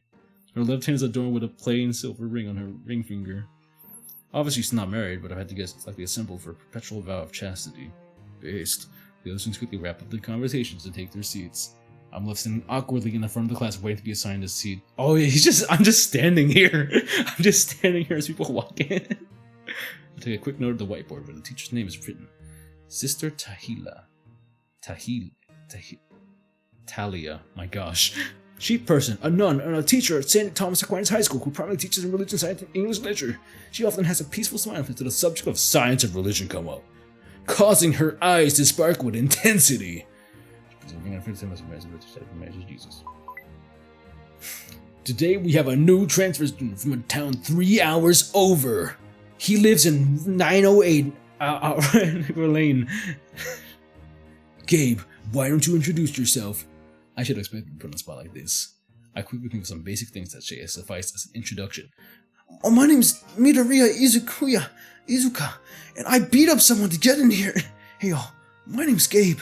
I've grown up a long life Catholic, and I usually stay in the center of attention. Out of the center of attention. I'm a good ways from home, so we get to know more people here. He lives in Orlando, Florida. I live in the Four Seasons Orlando. I finished hoping that's good enough. Even we're at Tampa, Florida. Ew! This game takes place in Pennsylvania. So, it can't be from Florida. Rate the introduction. Rate this introduction. Rate this introduction. I could have mentioned casual sports, gaming, or music, but I didn't think it'd be worth mentioning them. I just dabble in a lot of different hobbies and don't excel at anything in particular. He's so mean! Shut up! Get out! Get out of my head! Get out of my head! Oh. Jack of all trades, master of none, I suppose. Fuck off! The class applauds and welcome as Sister Talia points me out to a seat near the window. He's fucking anime protagonist. Unfortunately, he's right next to Damien and in front of Sarah. Fucking mean girl vibes! She gives me a wide grin and excitedly shifts up and down in her chair as I approach. I take my seat as the teacher begins the day. I hope you're ready for nearly done reading a book from last week's assignment. You'll be quizzed this Friday depending on the book you chose. Most of the listeners groan at this news. Gabriel, since you're coming part way through the assignment, I will delay your quiz and let you take the weekend to catch up. We are going over books that our Protestant brethren have written, then comparing the contrast and the many values we share in common. You can pick from one of these 3 titles by C.S. Lewis. Based. She hands me a sheet of paper with the assignment on it. The books in question are Mirrors, Christianity, Screwtape Letters, and Abolition of Man. I have to check one of these out in the library later today. It shouldn't be a problem. I'm a fairly quick reader. I stick the paper in a binder for safekeeping and return my attention to the front of the classroom. Each of these books provides with a different perspective in which reading the world under Christian lens using religious reasoning, philosophical reasoning, and narrative. She converts me into her religion. Yes. C.S. Lewis once famously stated, I believe in Christianity and believe in the sun has risen. Not only because I see that, but because I can. But by it, I see everything else. And what he meant by that is not simply that Christianity can be explained with things that which we not yet know in the sciences, a fallacy known as God of the gaps. But that was within one worldview. All sorts of why questions can be answered. not in the casual sense, but as far as the sense of why should anything matter. It has an answer for every moral question and quandary. When viewed as a whole, holds no rational contradiction. And when there appears to be a contradiction, it's usually due to a faulty personal interpretation. For Catholics, this isn't a problem since we refer to the church teaching through the magisterium. Where's the magisterium index, huh? You're not going to explain the magisterium to my wonderful viewers over here? Oh, what they're doing it right now. So I'm just keeping an organized thing, finding the church, as it has for 2 millennia of its existence and beyond. All its religious theology right off the butt. The first day is a lot to take in. It's not their first day, it's your month late. Believe it all, of course, it's unreal to see it taught in the classroom. I wonder who in the world would be like if basic religion and philosophy were taught in public schools. It used to be, till the fucking liberals do not teach math. They will eventually. You know, there's all the subjects. It's just, this is one of them as well. Would it be at least encourage more thoughtful discourse? Who really knows? Why would you have math strict? I think about Araya for a moment, for remembering that Father John said she isn't religious. Current Pope is like a turbo Pope. My boy Francis. My boy Francois. What if she cares about being taught about religious philosophy? Or if she just expects it, having to be enrolled in Catholic education. If you're enrolled in Catholic education, they're going to teach you Catholic things. So what's the point of the thing? Sister Natalia calls it to various students as if what they learned so far. Her first victim is Clover, who, with more coyness than shame, admits that she hasn't started reading it. Sister Natalia shakes her head and sighs. Oh, playing Undertale radicalized too. Sarah whispers behind me. Clover's a big-time gamer. She's more likely to stay up late on her computer than read. But I hear she's naturally smart, so she still has good grades. Me! It's probably because my Sister Talia isn't too hard on her. Sister Talia's next target is Eva, who I thought would act more timidly in front of the class. She instead surprises me with a confident answer. Sarah speaks by confirming my suspicions about Eva's hobbies. If you haven't noticed already, Eva's obsessed with reading, although she's a lot more book smart than you might call street smart. Sarah, do you have anything to add to the discussion? No, Sister Talia, I'm sorry, ma'am. Sister lip state. I can practically feel the redness of her cheek radiating behind me. Kill her. Class continues along with no more interruptions from Sarah. She parried that attack. I suppose she learned her lesson. After class, the class pours in the hallways for lunch. And so most of the students are heading off to the cafeterias or follow them, so I don't remember where it's from this store. Getting hit with a ruler and 8% run. The menu seems typical from any other school cafeteria. A build your own sandwich station with a simple salad bar and a main item of the day. Today it looks like burgers or chicken fingers with a few vegetable sides. Is this gonna be can a harpy eat chicken fingers? Can a harpy eat chickens? Since I don't recognize anyone else, I grab a plate, load it up, and head outside. The sun shines brightly on everyone in the courtyard.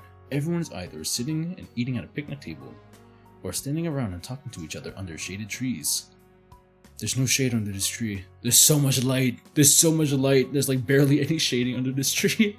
On one side of the courtyard I spy Sarah and Ren at one of the picnic tables where there are several unoccupied seats. They appear to be having an animated conversation about something. I feel bad about interrupting them, but I don't see anyone else I know around here. Sarah seems very sociable, and I don't think it will be a problem. You know, actually, Damien's a bro. Damien's a bro. He brings you to school, and he just shows you into like all the popular girls. He just introduces you to all the popular girls. I might have to worry about Ren, however, since she does seem to want to have to measure up my athletic abilities. I should take this chance to get to know them a little bit better. I approach them while they're still actively chatting. It looks like Sarah chose the chicken fingers, as most of her food is still on her plate. So is she eating the chicken fingers? Meanwhile, Ren is responding with a mouthful of her burger. Nah, he was just flexing his hose. He was telling me that a gallon of milk a day is the fastest way to bulk up on muscle, and when he finished drinking the old jug, he spewed it all over the sidewalk. Washes down her burger with her own bottle of looks like a protein shake. She's me! She just happens to be brown. I'm white. I'm really white. She's just brown. Sarah chuckles at Ren's story, then noticing me approaching. She waves me over and mushes me onto the bench attached to the table. Hey, Gabe. Ren was telling me about a guy at her gym who was trying to give her, of all people, tips on how to bulk up. He didn't even have the decency to try my routine after. He embarrassed himself like that. Ren takes another chug of her shake and a wide motion wipes away a milk stash that it leaves behind. So we hear you're somewhat of an athlete yourself. What's your game? I'm an athlete. I am not, but I did play a little basketball in elementary and did taekwondo in middle school. My dad coached the basketball team, but I couldn't say I kept up my skill set, and I only got as far as advanced blue belt in martial art classes. I only got to mention those two because they were relevant. I also tried swimming once, but I wouldn't have to admit I was quit after I lost my swim trunks during an initial dive while practicing before a competition. At least only the guy saw that incident. Don't be so modest. I'm sure you're pretty good at something. Yeah, you stood your ground when I decked your shoulder yesterday, didn't you? My hand instinctively moved to my shoulder where she punched yesterday. I roll around a bit and I can still see the bruise she left, but I laughed it off anyway. This guy's a pussy. No sweat. No sweat. I want the little mark. It wasn't dislocated or anything. Ren chokes at my remark, eyeing my shoulder as it rotated around its socket. Well, since you know a little about us already, what kinds of things were you into at your old school? I was being honest when I said I didn't have a lot of focused hobbies, but I could pick one of my minor hobbies that I know these two are into and go with that. What kind of hobby was I into at my old school? You just said you did these previously and you didn't continue it. These guys don't care about this one, and these guys Probably don't care about them because they're like sports artists like myself. I'm gonna say martial art. I'm gonna go for Dragon Girl. Well, even though I didn't get very far, I did kind of like taekwondo classes when I took back then, and I was like, Detroit Smash! Oh wow, I almost flipped my headphone off. I dropped out of it just before high school, which I had a minor regret over. The advanced blue belt rank wasn't really high, but I'm confident I learned enough to be able to throw and dodge a good punch. Wish you did. Yeah? Well, you know all the any types of martial arts are my jam. Yeah, I like socializing, bro. For all that crap pop. I could help you build on what you learned and whip you back into shit, man. Give me some more serious thought. You'd make a good addition to the martial arts club. I give it some consideration, but I still haven't made up my mind yet. We'll see. Our conversation continues to drag along these lines till the bell rings. Ren chokes down the rest of her shake and Sarah neatly stacks the items on her tray for disposal. It was great catching up with you. Ren and I will go ahead and take out the trash. We'll see you in the gym later, right? Yeah, and thanks. See you then.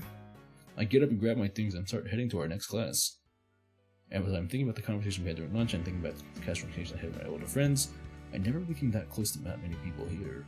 I would usually hang out with some of the few groups of my friends talking about this latest popular trending show or game that came out, like Zenless Zone Zero.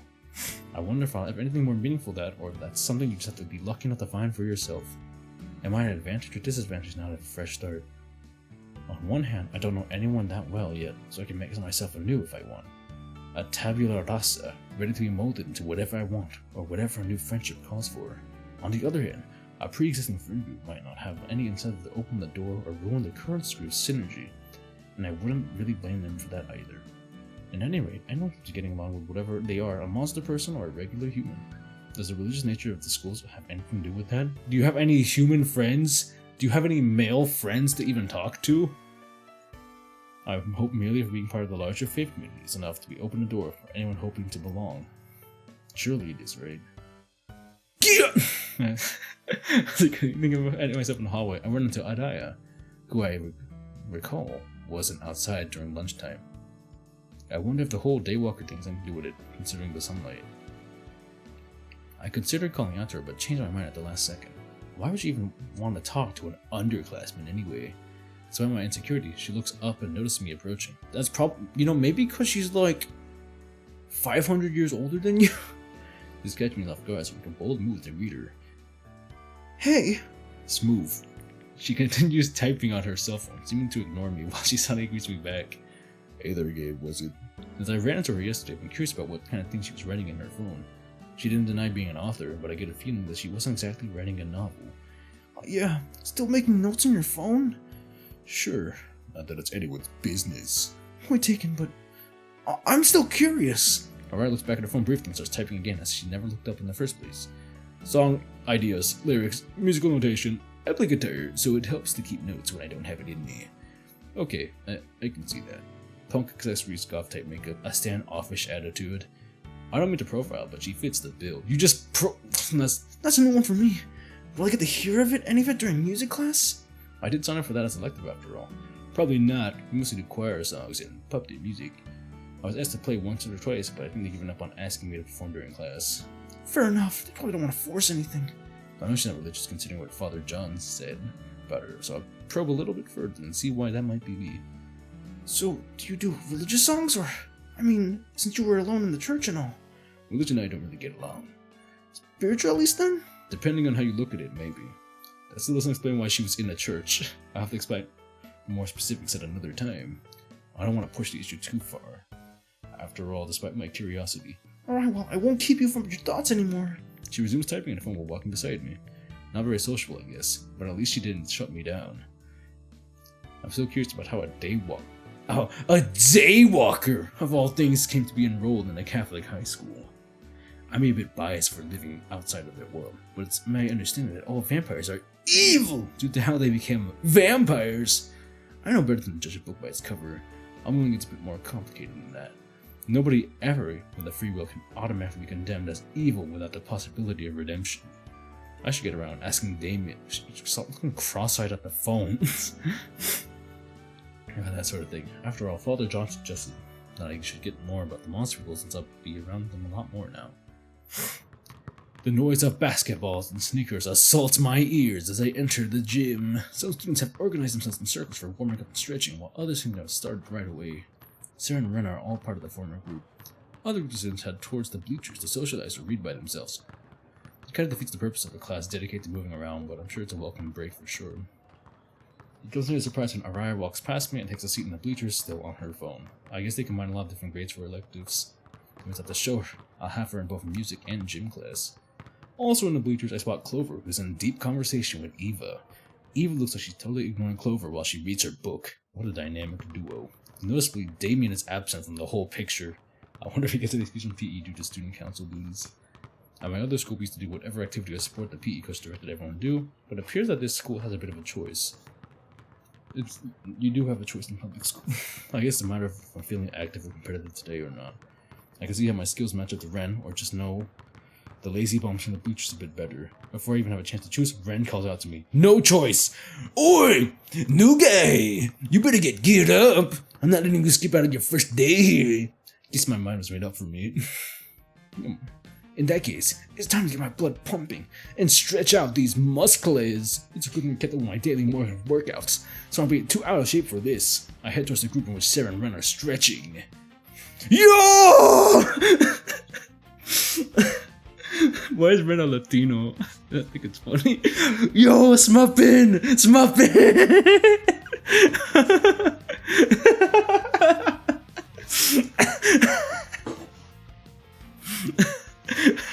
Boy cat.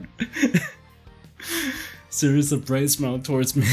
Next to her, a short cat-type Monstergirl sizes me up. She's got freckles! Freckles! Hey Gabe, ready to show off those skills you have against Ren? I'm not sure if I'm ready for a true test of my skills against Ren quite a bit, but I'll humor her. Yeah, you're on! Let's do this! I look over to the cat girl, wondering why she's staring at me. Oh, by the way, this is Maya. It's a senior at St. who's infatuated with basketball. It's hard to get a point on her unless you're on her level. Fortunately, she's fairly short, so it's likely you have to height advantage over her. Don't overestimate that advantage though. She's the shining star of the girls' basketball team for good reason. She's a senior in girls' basketball team. Why did I even read it? Nice to meet you. She pushes her fist forward for a fist bump. I respond by bumping fists with her. Can't wait to see what you're made of. From what Ren and Sarah tell me, you're hot stuff. I wouldn't go that far. I made Ren a Latino because it was funny, that's why, and she's brown. We split into two roughly equal groups. Beside a few random students, Ren is on the opposing team and Sarah and Maya are on mine. Good, at least I won't have to complete depend on my own average fitness versus Ren's superior athleticism. Oh my gosh, is that MannyMcMannington? Oh my gosh, is that Magic Kill 1000? She may be a girl, but Ren is a little taller and much more fit than me. Yo, tall girl. Oh! Oh! Hey, you want anything more interesting, new guy? How about we make a bet? I hope there's another bunny. If my team wins, you come out and check the martial arts club at the school sometime this week. Deal? Sure. I don't see the harm in that. What do I get if we win? How about you check out the basketball team instead? We can sell this once and for all. I'm checking it out right now. Oh, this is the class. Alright, deal. Hey, wait. Both deals have an obligation for me. Don't I get a say in this? Can I have $5 if I win? You're not playing this. My protest went unheard. That's you, Arsel. You got unheard. No $5 for you. I love the Dragon Ball though. I like the Dragon Ball too, but I also like the succubus. Alright guys, I don't want you to bother getting scored in the gym, but I want to Gabe here do this. So first thing, the 40 wins. Everybody cool with that? Everyone nods in agreement, hyped to have a more serious game to play than usual. I bet that they're just excited to know my potential as they are to play seriously against Ren. Her and the sheep. One of the students take a basketball for the initial toss-up. Ren takes the center for the team and I take the place for mine. We look seriously into each other's eyes with a competitive grin, ready to act as soon as the ball is in the air. The student drops the ball low and throws it up in the air between us. Now Ren already has me beaten in height by an inch or two, but the height in which she jumps astounds me. I'm not even close to touching the ball at the point where she grabs it and tosses it back to one of her teammates. He dribbles it down the court and passes it back to Ren for a layup, scoring their first 2 points. It looks like we're in a tough game. Don't underestimate her. I mean, I don't expect you to, but she's one of the best for a reason. Time to put in high gear then. I got myself up and trying to go full beast mode, focusing my attention, readying my muscles, and preparing to win. Competing is just a different state of mind. It doesn't matter what you call it. Whatever it takes me to focus on your go full counting. Carolina! Score! I put myself in the mindset of a famous basketball player. Who was that my dad was always talking about then? Which basketball player is gonna say? Is this fucking Michael Jordan? I'm going to. Which famous should I focus on all night? I don't see all this Steph Curry. Steph Curry, I know Curry. I channel the energy of the great basketball player Stephen Curry.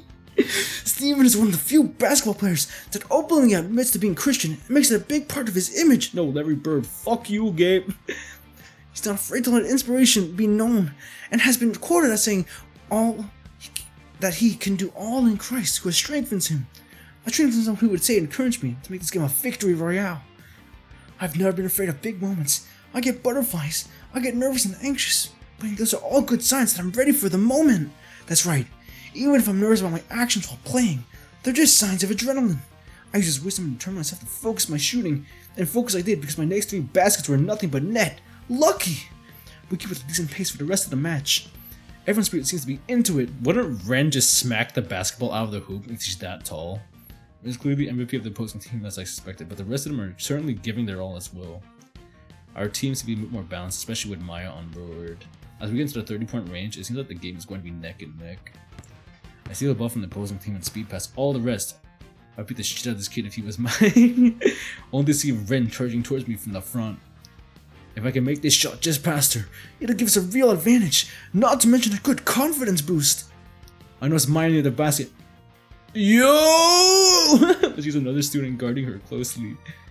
It might be better to take the shot despite Ren quickly gaining ground on me. Ren grins at me as she continues her forward to sprint. I gotta make a quick choice. What should Stephen Curry do in this situation?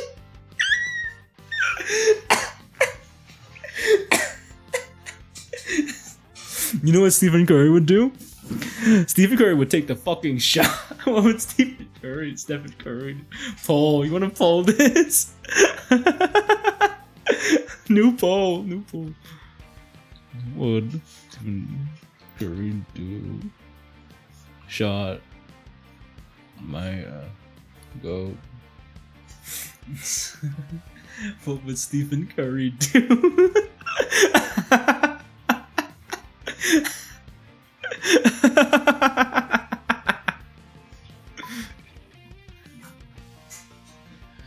What'd he do? What'd Stephen Curry do? If I'm correct, Stephen Curry is one of those I'm not a sports guy, but I know in what is it?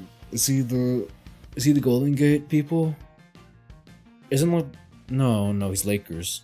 No, wait. I'm sorry, all you sports people are going to fucking kill me now.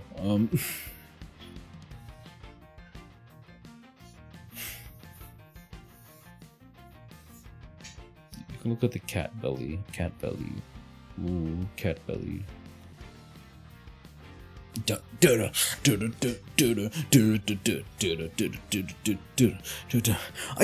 Stephen Curry, pass it to Maya. All this while people watching you play a Christian propaganda dating sim for over an hour, yeah. Oh my gosh. It's not propaganda. Better play it safe and pass it to Maya. That way the pressure's off me so I can focus on dodging this Giant dragon girl who is just short of taking me out. I recklessly tossed the ball to Maya despite the opposing team member covering her position. You didn't tell me about the team covering her! Unfortunately, this leads to a bad throw and the opposing team member ends up stealing the scoring because of it. Oh, sad cat. Meanwhile, Ren continues her forward momentum, eager to stop me from taking action. I don't know what she's thinking, but she's getting awfully close to hitting me! And then smack. Ren's body collides into mine. Did they tell you about it?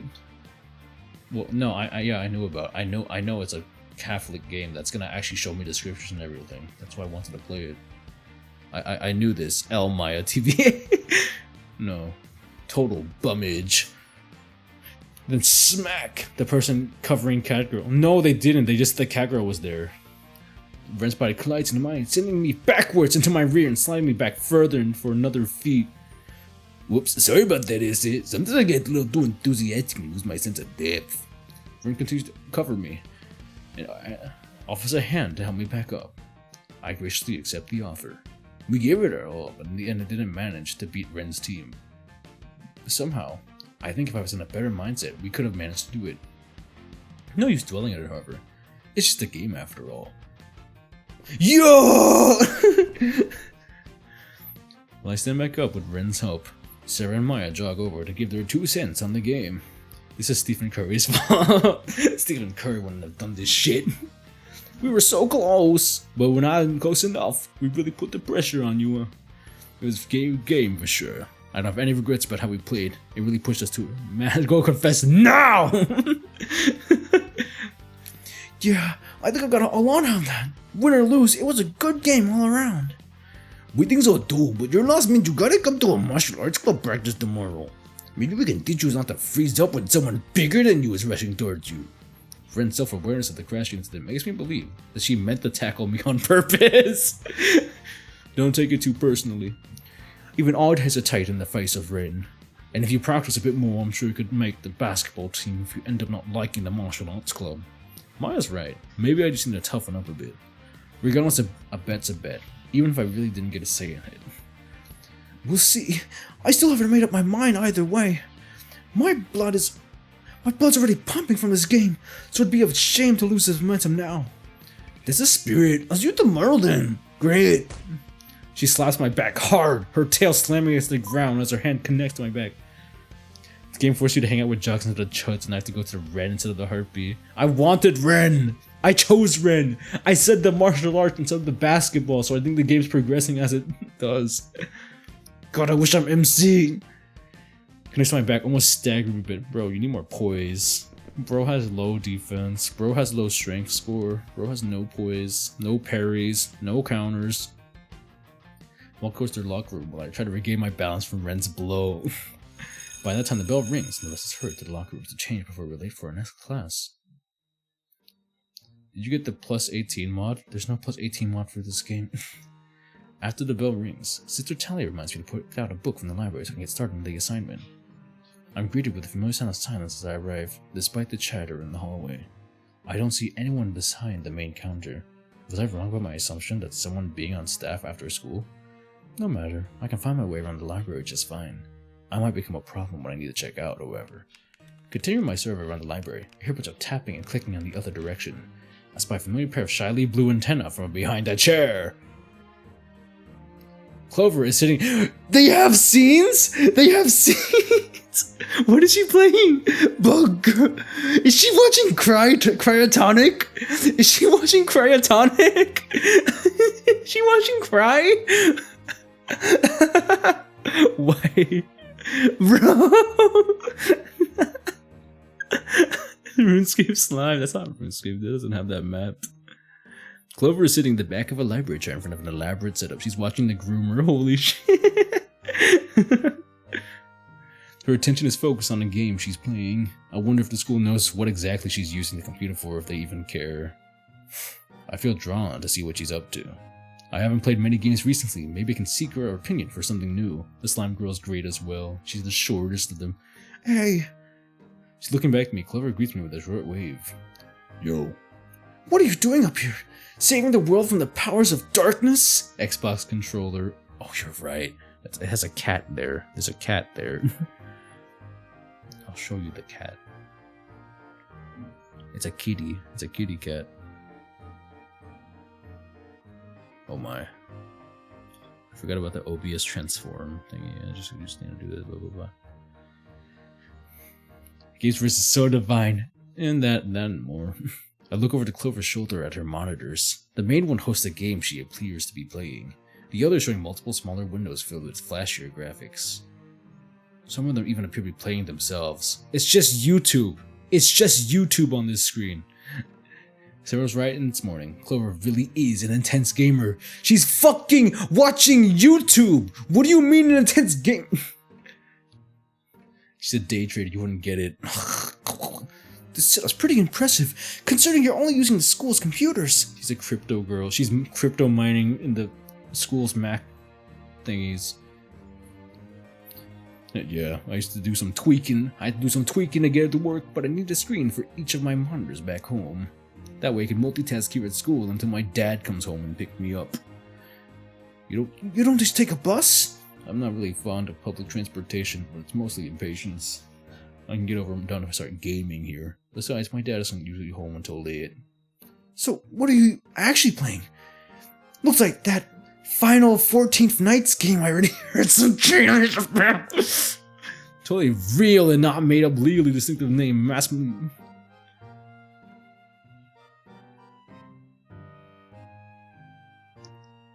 It's Final Fantasy 14.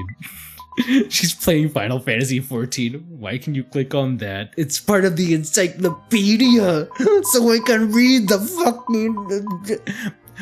C.S. Lewis is a famous Christian author known for his works of J.R.R. Tolkien, Catholic author for the Rings trilogy. Anglican Christian. Cringe. Yeah, I'm getting ready for the new expansion that's coming out in December. All the pre-expansion patch events are dropping soon, so I need to corner the market on materials. She actually is day trading. And all the other windows you have up? Most of those are remoted to my Windows and my home PC running mobile game emulators using bots to play gacha games. Ah! She's so cool. She's so cool. She's a bot hoster, what the fuck? She's using her PC from He's playing gacha games. I think I understood at least half of that. I understood all of that. Fuck off, Gabe. She's so base. Fucking DDoS slime. Mobile games are just phone games. Emulators, I guess, simulate a phone on a computer. She's got the monkey smile. All gachas are those games you use in-game currency or real money to collect characters to do battle for you. You got the monkey smile. Sounds complicated. Not once everything is set up. I usually focus on one game at a time when these bad boys go in the background farm for XP or evolution materials. More power to you then. Most of that's over my head, but I do game enough to get the concepts. I'm only used to games where XP is awarded by direct fighting. It seems like an overcomplication to grind XP as an item, then assign the item to a character, though I see the benefits too. She has 300 accounts sideloaded in Genshin. She has to pull. She must pull for it. It's clear that she's an MMO and gacha addict, though. From what Sarah told me before, she's lucky that she's naturally smart, or her brain would probably be mush by now. Anyways, I should go get the book for the assignment I came here for the first place. Azure late. I guess you haven't read yours yet despite being called out this morning? You'd be correct. Figured. I guess I'll figure out which one I want on my own. Nice talking to you. See you around. Laters. Clover briefly waves as she spins back in her chair towards the computer. Nothing else seems to phase her concentration when she's gaming, I guess. Right. Now I should grab a book for my assignment. I lose myself in thought a bit, trying to decide which one to pick. I notice that the main counter is now occupied by Eva. Yo! It seems she's already lost in a book despite not having been there before. I wonder where she was before. Considering her position now, she must help out the librarian after hours. I don't think she's ever seen her around campus without the book, so it shouldn't surprise me that she maximizes her time in the library. When's the live 2Ds of this happening? When are they gonna add live 2D animations? I'm still considering which of the 3 titles I should pick. I should ask Eva to get her opinion on things. Suddenly I hear Eva's voice from behind the counter. Gabe! Hey Gabe! I turn my attention towards back door. She beckons me with her hand to come to the counter. Have you decided which book you wanted? I actually wanted to have each of them here since I knew you'd be coming. That must have been where she was while I was with Clover. How very thoughtful of her. I mean, I did it for the whole class last week too, so it's not just for you. Anyways, they put a tsundere in the game! Let me know which one you like. She shyly turns her face as she says something embarrassing. Odd. Well, as a matter of fact, I haven't been able to make up for my mind about these 3 books I should pick for the reading assignment. Which ones did you happen to read? Eva hesitates for a second, looking a little embarrassed, and then someone in a small voice replies, She read all of them. I read all 3. Okay, I didn't expect that much dedication to reading. Eva must really spend all her free time in books then. Okay, that's even better. You should be the best person to ask for an unbiased opinion on each. Which do you think I'd get the most out of? Well, if you prefer allegorical fiction, then Screwtape Letters is an obvious choice. It follows a conversation between higher and lesser demons through the letters as they try to corrupt souls. During the story, you learn how to recognize and avoid the trap demons lay out for us. It sounds like it'd be an entertaining way to look at the faith through storytelling. I'm interested for sure. As for non-fiction, mere Christianity is the bread and butter of shared Christian theology. It's a lighter take on apologetics than most people should be able to grasp. The defense of something. In the context of this visual novel, it means the defense of Christian faith. Apologetics is the mean in which a person defends their position against opposing thoughts. Blah. True. It should be beneficial to see what all things Christian, whether Catholic or Protestant, have in common. And I know I've heard this title somewhere before, so it must be popular.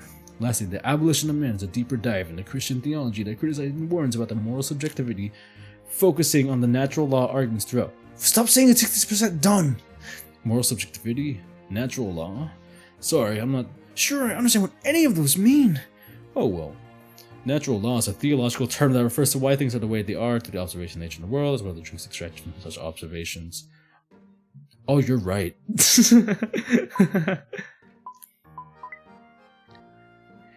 As for moral subjectivity, it's the thought of whatever is true to me might not be true for someone else. The opposite of which moral objectivity, oh my gosh. Nice. States that morality is unchanging regardless of the subject or person, but is dependent on the objective situation. I forgot this is only a demo, yeah. Nice. Nice. This is what Lewis argues in favor for. Don't worry, if it's over your head, it doesn't come easy for everyone.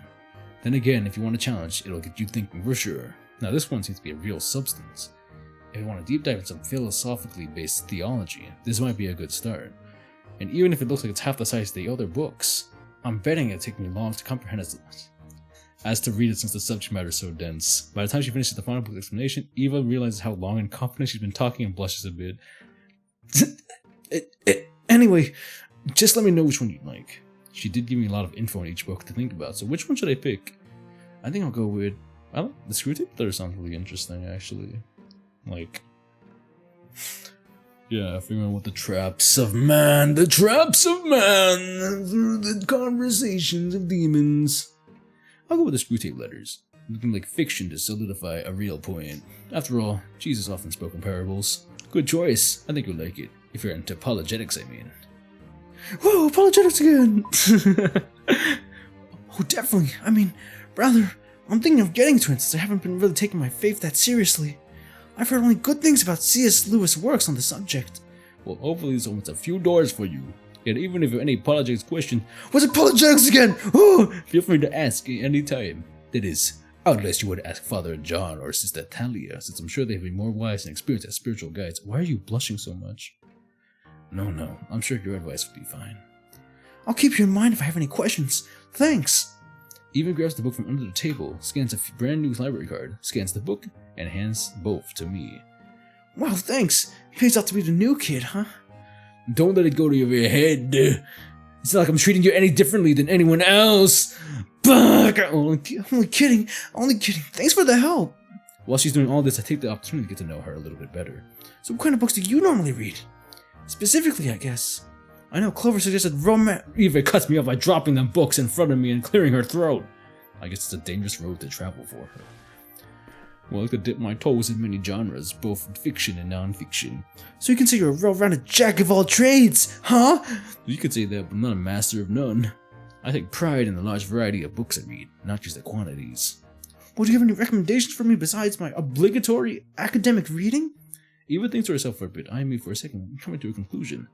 Pick a genre. Anything? Yep, give me a genre, I'll give you a few recommendations from each. Alright, let me think. What am I in the mood for right now?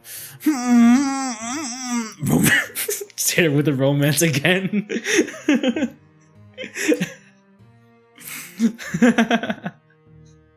That's mean, yeah. Do it. I don't have any experience with romance books.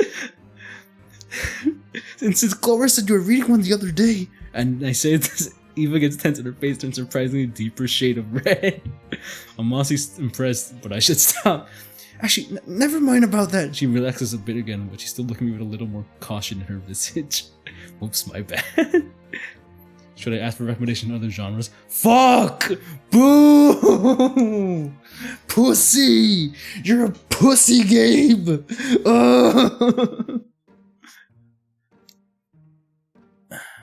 Again. I don't have much experience with romance books. I should stop. Boo! Boo!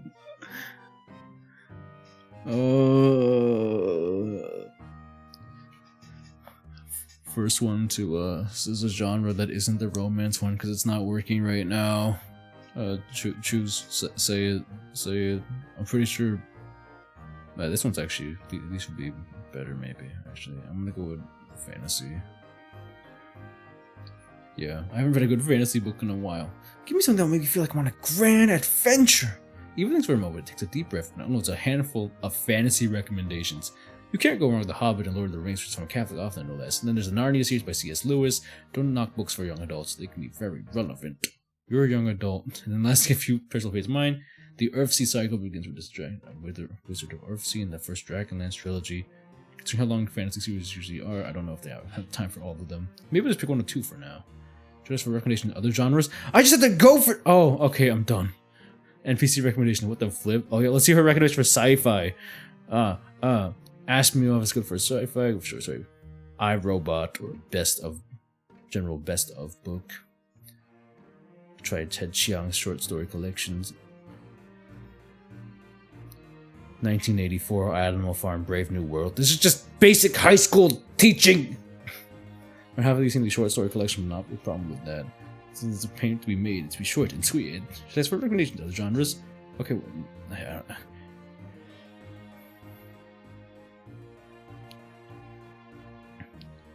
Paul Anderson's 3 Hearts and 3 Lions is a good classical fantasy. Didn't even recommend Dune. No Doom. Very normie sci-fi. It wasn't even sci-fi. That's like your high school reading. I mean, most of his books are witty and religious, but also high philosophical. Paul Anderson's 3 Hearts. Yeah, I just read that. Try Heretics or Orthodoxy first, and follow with The Everlasting Man if you like his wit. High school recommendation because they're his in high school. Chud, you're such a hater. No, but it's like you're assigned high school reading books. Like, why would you read that like on your off time? First up, you try Aristotle's Poetics and Ethics, and Plato's Dialogues or Republic, or check out Augustine's Confessions. From a political philosophy, you can try the Federalist and Anti-Federalist Papers, the Gulag Arpeggio by Solzhenitsyn. I'm not gonna try to read that. Or The Rights of Man by Thomas Paine. Really heavy stuff, but I guess I did ask. I wonder if she actually read them all. I wouldn't pass for. Let's see. That's it. We're done. That should be enough for now. Everything she recommended should last me a while, even if I start now. St. Dawn Damascus, the font of knowledge, is good for an overview of theology and philosophy. You should tell Gabe for that. Ask more Rex. That's it. I'm out. We finished the current topic. I became more aware of the fact that the whole time she was listing off books, she had an air of confidence behind her normal demeanor. And then she realized that I'm reading her face. Her body tenses and her tail straightens up behind her, but slowly retracts into her normal pose. I guess her passion blinded her from her usual embarrassment. Oh! She certainly does seem to have a back down when she's just with Clover, however. Maybe she's just not completely comfortable around me yet. Yeah, no, this is your second day fucking meeting her. Well, thanks for the recommendations and the assigned book. I appreciate all the help. Ugh. Sure thing, and you're welcome. See you tomorrow. I retreat from the library with a quick wave goodbye, which he reciprocates. I still have some time to kill before dinner, so I might as well head back to the dorms and relax. Is this Persona? 4.3 out of 10. Yeah, it was kind of a vomit burp, honestly. Is this Persona? I flipped through my newly acquired book. I should be able to knock it out if I read about 2 to 3 chapters each night. Maybe more if it gets interesting. Dabelchi? Observing the plain emptiness of the hallway, I'm suddenly filled with an intense longing. I knew it before it'd be different away from home, but I already miss the security of being in my own house, my own room. Then I started thinking about the people I met so far. I wonder if this is all going to be worth it. For sci-fi, I'm surprised she didn't recommend C.S. Lewis's Space Trilogy. Oh yeah, she didn't. That's weird. I expect more C.S. Lewis stuff. Because she did all that for the fantasy as well. It really is different being here all alone. But at least I'm slowly digging a foothold into this place and making the most of it. Needs more K. Dick. Charles Dickinson's. I run into Damien, his face as tired as ever. Hi, Gabriel. Hey, how's it going? Damien stretches and lets out a big yawn. Fine, just about to get ready for more homecoming planning for committee stuff. What's homecoming? It's a yearly tradition for most high schools and colleges in America where people welcome and celebrate the former St. Thomas as a Sadie Hawkins type tradition, but the girls ask the guys to dance as opposed to the other way around, and they're going to explain this later anyways. Homecoming? We had a lot earlier at my school this year. Yeah, go with anyone special. Nah, I wasn't that close romantically with anyone at that school. At least, I never got a chance to. I'm reminded of Sophia, the bunny girl from my old school again. I wonder if anything could have happened between us. They're not the public school. Well, there's always this school. Do you have your eye on anyone in school or outside? I hadn't really thought about it that much until now. But most of the people I've talked with since coming have been girls. Yeah, no, you haven't talked to any guys except Damien and Father. Cute girls at that. I never really considered dating a Monstergirl either, for that matter. Again, not that I've thought of dating much in the first place. Damien, I wanna fuck your friends! Well, it isn't certainly the lack of girls around me, but I doubt any would be interested in little old Gabe. I wouldn't be so sure. I've seen how some of the girls in class look at you. Don't underestimate your influence as a new student. Sure, newness is awkward for the new kid, but attention is attention. And it's not like anyone's giving you any negative attention so far, right? I suppose not. Still, I think it might be a little presumptuous for me to ask a girl to dance this early. Well, in that case, you're in luck. It's a tradition at this school for whatever reason for the girls to ask the boys to the homecoming dance. Yes, I shouldn't have read the thing. It kind of reminds me of Sadie Hawkins. Shut up! Shut up! Just go finish.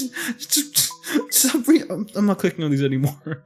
Well, I'll let you think about it for a couple of days, and if you find that you have anyone you have your eye on, I'm pretty connected. I think they didn't pray today. Did they pray today? He did pray today. He prayed this morning. It's part of his morning routine. Did you pray today? Did you pray today? Because if you didn't, I'm gonna have to dig you down on some gangsta shit.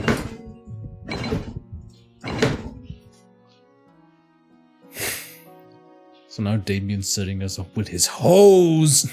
What do you think? Sure, I guess.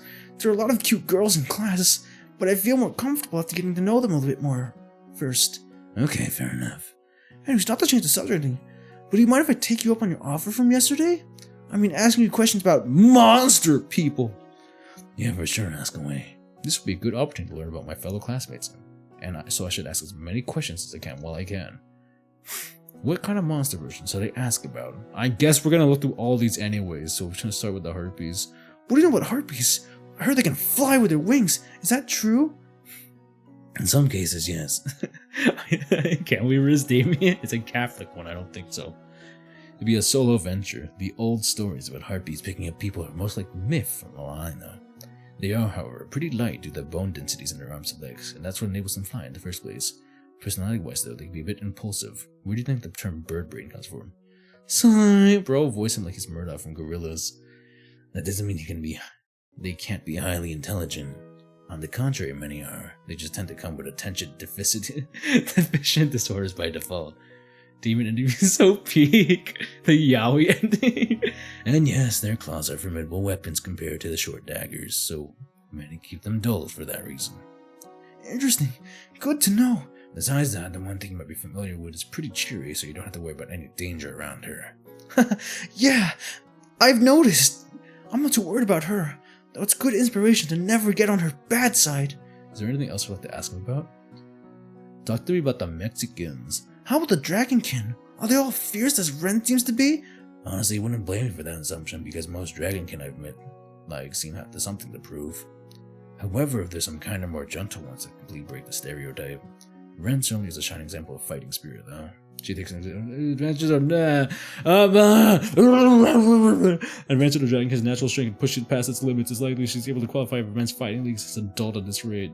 For fundamental fact, yes, they can bellow out smoke from their esophagus when they're riled up. It makes me wonder if they're really historical fire-breathing dragons that somehow descended from. Is there anything else I want to ask them about? Slime girls! I'm curious about slime girls. I don't even know where to start asking questions with their physiology. Yeah, they can be complicated people if you pardon the pun. Oh! They're probably the most versatile monster of life, man. They can eat and absorb nutrients by putting food and really anything with calories in any part of their body. Of course, they're able to control it, so there's no risk of being digested yourself if you happen to come in physical contact with one.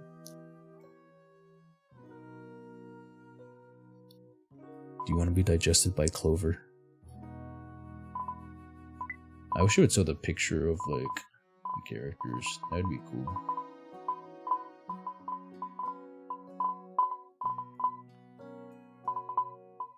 Cat people.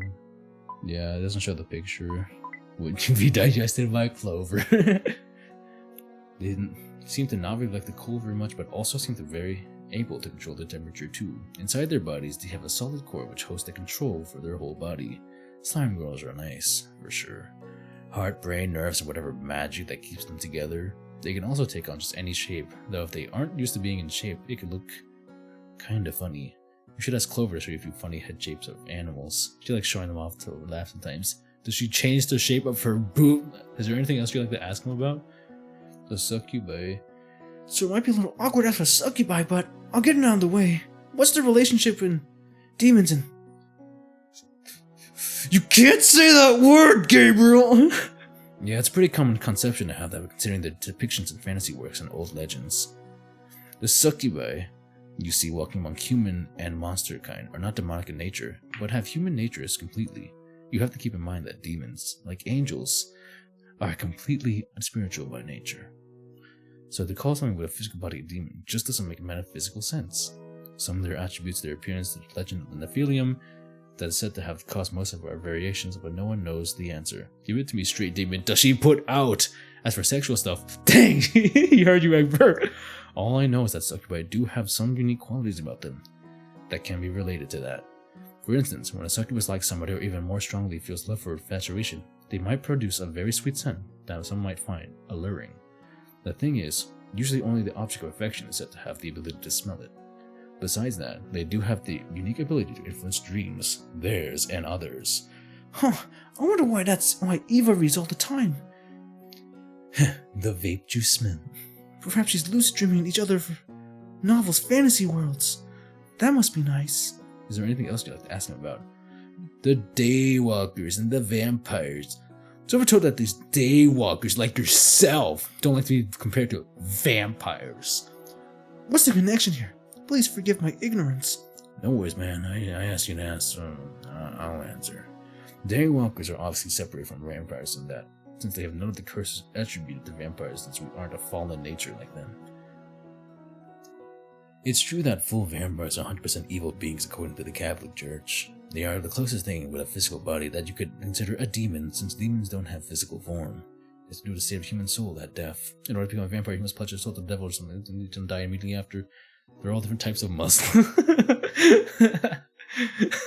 The reward is effective immortality at the cost of death, exposed to the sun, being repelled by true holy objects, and eternal damnation after death. So without doubt, vampires are demons inhabiting a human body? Shouldn't I outright prove the existence of demons and thus God? Well, there are scientific theories as well as have to do with genetics, but the reality is that the government and the church seem to know at the moment. Like a conspiracy or something? Nothing crazy like that. In history, it was the Catholic Church who dealt with vampire cases. In modern times, 3 letter agencies deal with them because their crimes tend to occur across state lines. Wait, where is this going? I don't know, that's still kind of suspicious. But he doesn't seem to be aware of any other details of that subject, so I guess we'll just move on. Sorry for getting sidetracked. What about daywalking? Of course, daywalking. Why does someone become schizo? It's lore. It's lore. It's why he really is the Ringleader. Damien, what does the CIA want from you, Damien? Who are these girls you're trafficking? Daywalkers are the product of a vampire and human relations, however rare that may be. We get similar benefits such as increased vitality, but nothing close to immortality.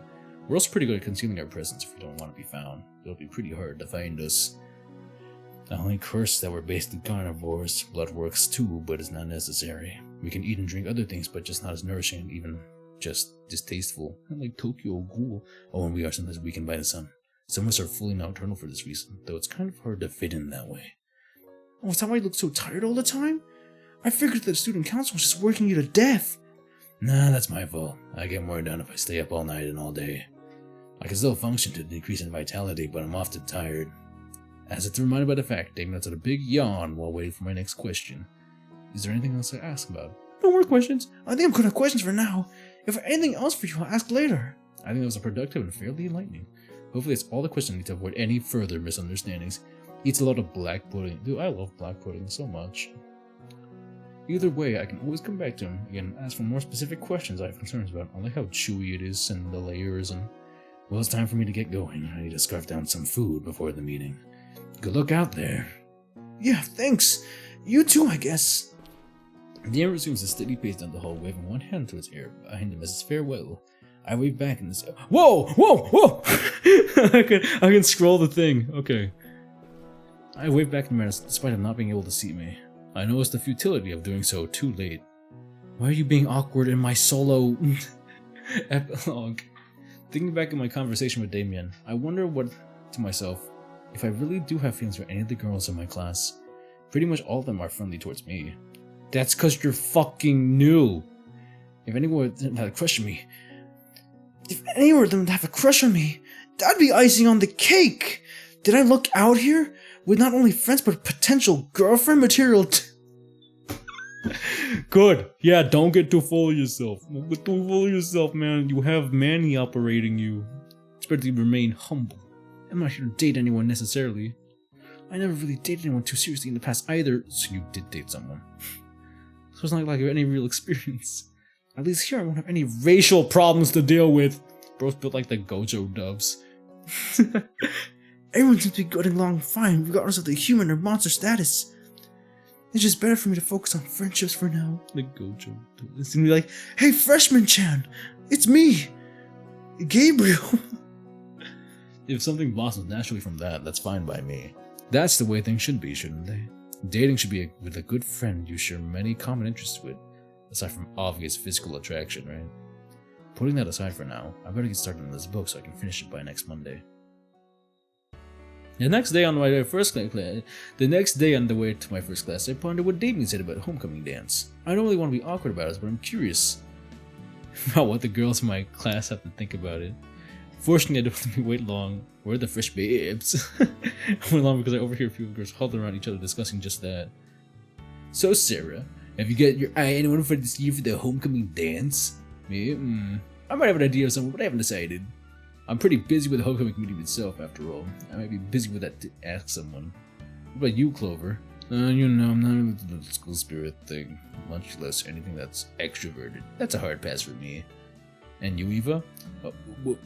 Well, if someone were to ask me, that would depend on their personality and stuff, I guess. Oh, you know, that's not how it works! Yeah, you get to ask whoever you want to take to on a D-A-T-E if you want to go. Eva pushes Clover with her book in retaliation for her teasing. Whoa! Stop it.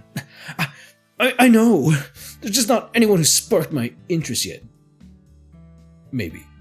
Not that it's anyone like that around here. Glances towards Gabe. Not even the new guy.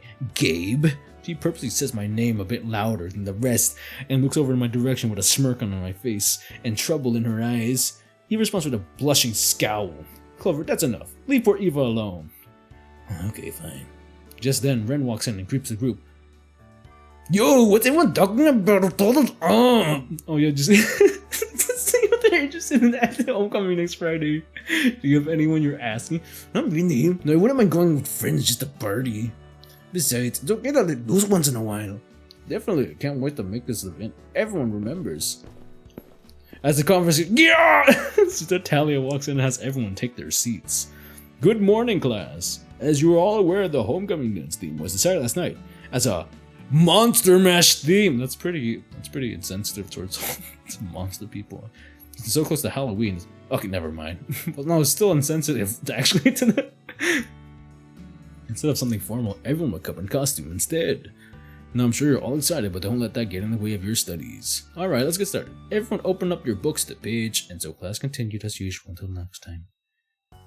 After grabbing my food in the cafeteria, I journey outside again. The courtyard is as busy as ever. Today, however, I do not see Sarah and Ren, Manny, Pooh. Anyways, in the same place as before. I continue scanning. From Uni. Why doesn't she say it herself? What's that supposed to... What? Okay, anyways. So, let's say Uni Pooh. I don't know why you're the messenger, but okay. What the hump? What did he mean by this? I continue scanning. I don't know. I can scan the groups of students and I notice Clover and Eva seated in the shade of a giant oak tree. Eva's reading a book with one hand and eating while Clover chats animatedly behind her. That way they can multitask like that astounds me. I don't know much about them yet, but it's probably beneficial to reach out to people on my own for once. I make a resolute decision to casually tread in a direction, dodging to the few people passing by. I try to This one's hard. Between Ren and Sarah, Ren's an obvious big brown tomboy. This one's hard because you got a small gamer girl slime, and tsundere succubus nerd girl. I tried to capture a glimpse of the title of the book Eva was reading. Okay, slime boy. I can't decide. Slime girl is the best. You're cute in game, but IRL, it wouldn't be a choice. IRL, you'd be one of the people sitting over there. You want to be talking with these girls. I tried to catch a glimpse at the title of the book Eva was reading, but it's just a very wrong angle for me to see. As her Clover looks up to me with her tired gaze. Hey, mind if I sit here? Clover continues her stare in my direction and analyzes me for a moment before giving me a dopey grin and answering. We don't mind at all. What's up, new guy? Thanks, and not much. Still getting my bearings and figured I stick with faces I know. And then, I guess it wasn't IRL, this story would have been dark, would be charged with a felony. What? Our faces. No, I mean, get to know you guys a bit more since we haven't really interacted that much. Great, off to an awkward start. Self-introductions aren't really my strong point, but that's okay. If you can get away with it, it's your fault. Can't get away with it. The hard part's over. Now to build up from here. So how do you two know each other? Well, I go to the computer lab after school, and as you know from yesterday, since that's part of the library, Eva and I end up running into each other most days. Your dad picks you up, right? Yeah, like I said yesterday, he works late most days, and I'm too impatient for the bus. Honestly, need more computer power. For the bigger games, of course. Of course. And your mom doesn't pick you up because she's deceased. Oh, my...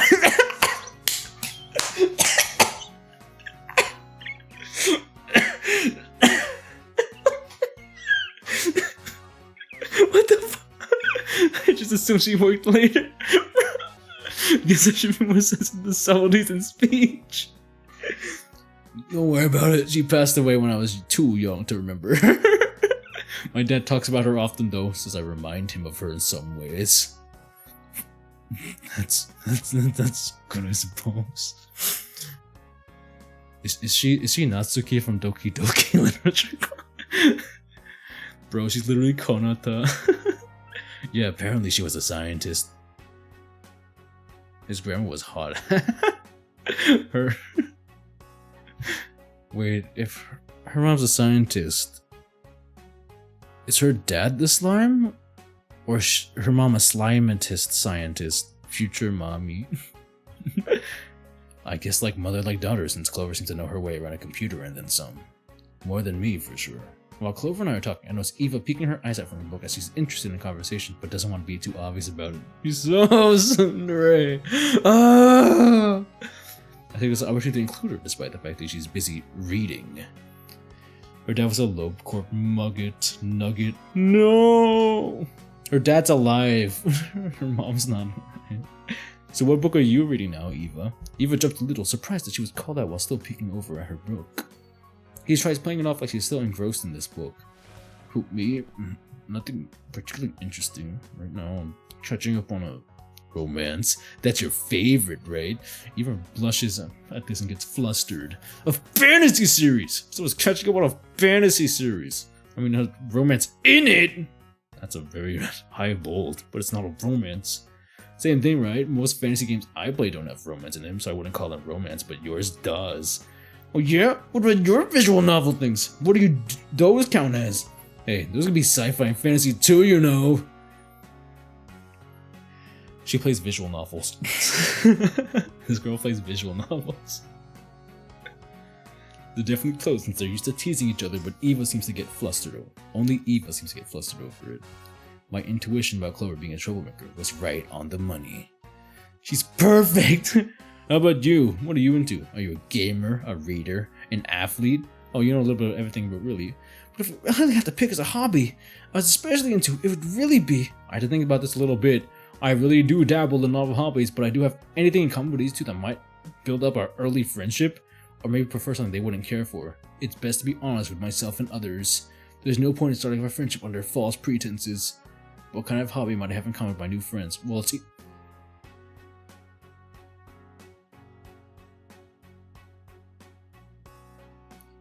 This is Succubus Girl. This is Slime Girl. What the fuck is this? I don't know what this one is. What the fuck is this? What the fuck is this shit? What the fuck is this shit over here?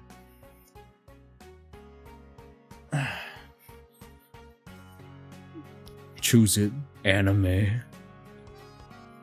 Lately I've been binging old anime at night before bed while trying to keep up with the new seasonal stuff. Anime Slime Girl suffering from his incept. No! Christian anime! Ho ho ho! Mighty bold you bring up anime as a hobby in front of two girls you barely just met! But have no fear, I've been doing the same for a long time. I even dabble into sci-fi shit as well. I mostly watch them on the side while gaming on my primary monitor. Doesn't that make it difficult to follow the action and the story? Nah, it's no problem really. I just focus on the show when it's more interesting or when I'm just grinding levels on an alt character or something. Tips Fedora, plus, you know, slime. I can do things with my other eye that lets me... Clover, stop! Don't weird him out! Clover laughs at this but stops anyway. I think I get the picture. It must be pretty convenient. Weird, but convenient nonetheless. Our conversation continued along the lines of the... Can I... Wait. Woo! I can't go back! I can't go back! Eva carefully puts a bookmark on the book and closes it while Clover picks it up for lunch items and prepare for the disposal. See you around, Gabe! Yeah, see you! Eva gives me a quick wave bye and I return the gesture with a similarly quick wave and smile. I pick up my stuff and head back to the building for our next class. We call Little Eye the bumhole. Every other day we switch between different types of extracurricular classes. I was given a choice between a few different electives. Since a little late transfer, physical education was a mandatory default for one of them. For my remaining choice, it became a toss between music and art for me.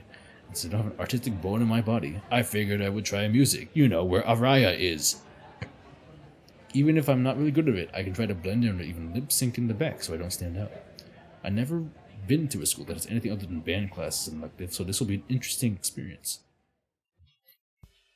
I look around. I find a room of people I don't recognize, and even more, people of various grades. Since the students are distributed between various electives, I guess I have to mix different grades of students for this sort of thing. I do spy a familiar face among the crowd, however. Araya is standing in the corner, on her phone as usual, waiting for class to start. I approach her as casually as I wade through the other students. Hey! Hey. I guess they mix grades for a lot of these electives, huh? Yeah, I suppose so. So you play guitar, right? Are you in a band or anything? Maybe. Depends on who's asking. Who knows? I could be a music producer scouting out new talent, or a student trying to get to know his fellow classmates. Well, I'd probably say screw after the first one, so I guess it's better that you're likely to be the latter. Probably more boring than the former, but yup, you got me. Ha ha ha ha ha ha ha. Araya eyes me up and down as if analyzing me for the first time. Again, I would kill this kid if he was mine. When her eyes return to my face, she smirks slyly to herself, and I feel as if I just passed some unknown test. Why are you afraid? Yeah, I'm in a band. We haven't been able to play as much since most of them graduated high school last year. Oh, cool, so they're a bit older? I guess planning to go full-time after you escape high school? That's the dream, but we're obviously not there yet, seeing as I'm stuck here and they're working at local stores downtown. Yeah, since it's the fate of local bands. Sometimes, I mean. How are the most virgin code MCs the ones that get the most pussy in games? Because they're self-inserts. I mean, I hope you guys make it after all. I just know it's usually a steep road up. Uh-huh. Well, that wasn't the best way I could have handled that conversation. I don't even know why she makes me nervous like that. She doesn't even intimidate me or anything, I think. It must be because she's a senior while I'm just a junior. So, what kind of stuff are you into? Stuff like music? Alright, is looking at me waiting for an answer. You fucking read? Guy! I guess rock's my kind of thing, but I only really have a few favorite bands. Have you ever tried checking out local bands and supporting them? I guess so. I stopped by a battle of bands in middle school. Okay, technically I was eating outside a restaurant with my family and the festival happened to be playing across the street. Does that count? Do you remember what happened to any of the names of the bands that were playing that day? Maybe. I think so. If I think about it, I might remember. Can I remember the names of any of the bands playing? What was the name of the bands? What's a name that I remember from the local battle of the bands? Fake fan. Actual fake fan.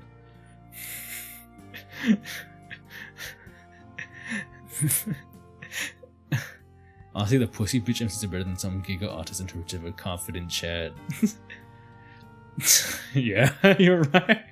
Okay, well, then you have to take into account the type of game this is, but still, what this? Oh, maybe the Revolting Ninja Pirates. Oh, can't say I know that band, because a lot of bands get by. Are you sure you want to be a battle band? Because I can't fool her. Honestly, I don't really remember much. Truth be told, I was across the street of a local restaurant my family happened to own. I'm willing to learn more about local bands, however. It's always around my place for some new, interesting music. Alright, I'll give you some recommendations later then. Fanged Freaks played there that year, by the way. The bass player for that band is in our band now. She was the only one of them during our freshman year, but the crazy story she told me about them. I guess I should have told her the truth from the beginning. Darn! It seems she doesn't mind my ignorance after all if I'm willing to be open with her. Oh, by the way, speaking of bands, you'll have to let me listen to some of your stuff sometime. Yeah, maybe sometime. Just in the music teacher makes its entrance into the room. His cringe! Ryan and I take our spot to lead the rest of the students. The music teacher directs us to various vocal exercises to get us started. I do my best to mimic what everyone else is doing. After the warm-up, the music teacher hands a few pages of sheet music for us to sing. Unfortunately, I know this one says it's a pretty common hymn that we sing at the church back home. I feel pretty confident about singing along, even though this version is split up in 4 parts. I must blend in, but it's really the first time I'm singing with other people in a group setting like this. There's something weird that happens when I'm singing in harmony with others. It's hard to explain, but my soul is warm and it comes out of my chest to join in with others for the duration of the song. I don't think I'll regret my decision to join this music class. Meanwhile, as I'm singing along with the others, my ears pick up a lot of the other students' voices. Araya's in particular is quite striking. She, like me, appears to be trying to blend in with the crowd, but I can tell her voice is somewhat different. It rings out crystal clear and perfect pitch with a little pinch of something unique to it that I can't put my ear on. It's called your fucking voice! Not that I've heard her play guitar yet, but she sounds like she's quite suited for being a vocalist at least. If she does sing with them, I wonder if she uses a different vocal style for her band. I can't imagine a voice like her singing screamo or anything that hardcore. Adste Fidelis Trav remix.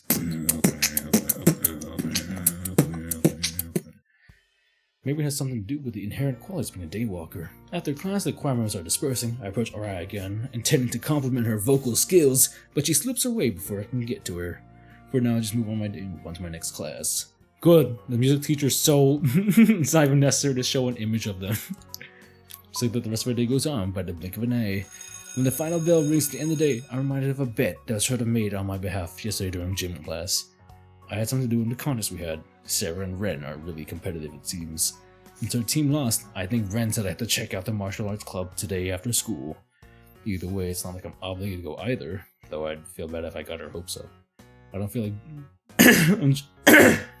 If I don't feel like I'm up to joining a physical activity, I'm sure they wouldn't take it personally. However, I could be missing out on an opportunity to get to know them better. What should I do this afternoon? We gotta go to martial arts. A deal's a deal. Okay, I'll check out the martial arts club. It's probably the most unique sport I'm not even remotely interested in. On top of that, I'll have to see how Ren performs against other participants. I saw that they were warming up with their clubmates, but I never actually got to see her fight. I'm pretty hyped to see how she performs, honestly. If I decide to go, I hope my body can get with my spirit. I arrive at the field and track area like Ren specified earlier. I wonder if they ever have a gym space too, or they prefer training outdoors. All the martial arts clubs are in the designated tearaway fighting arena, complete with coated foam padding on the ground. Right now, it appears that they are in the middle of sparring practice. Groups of 2 are fighting out in each section with a few people outside of the ring waiting for their turn. Among the groups of fighters, I see Ren sparring with a tall guy who's He's holding his own against her. Why don't she just fucking insta-kill someone? I approach her area and take a seat in the nearby bleachers to watch. Bro.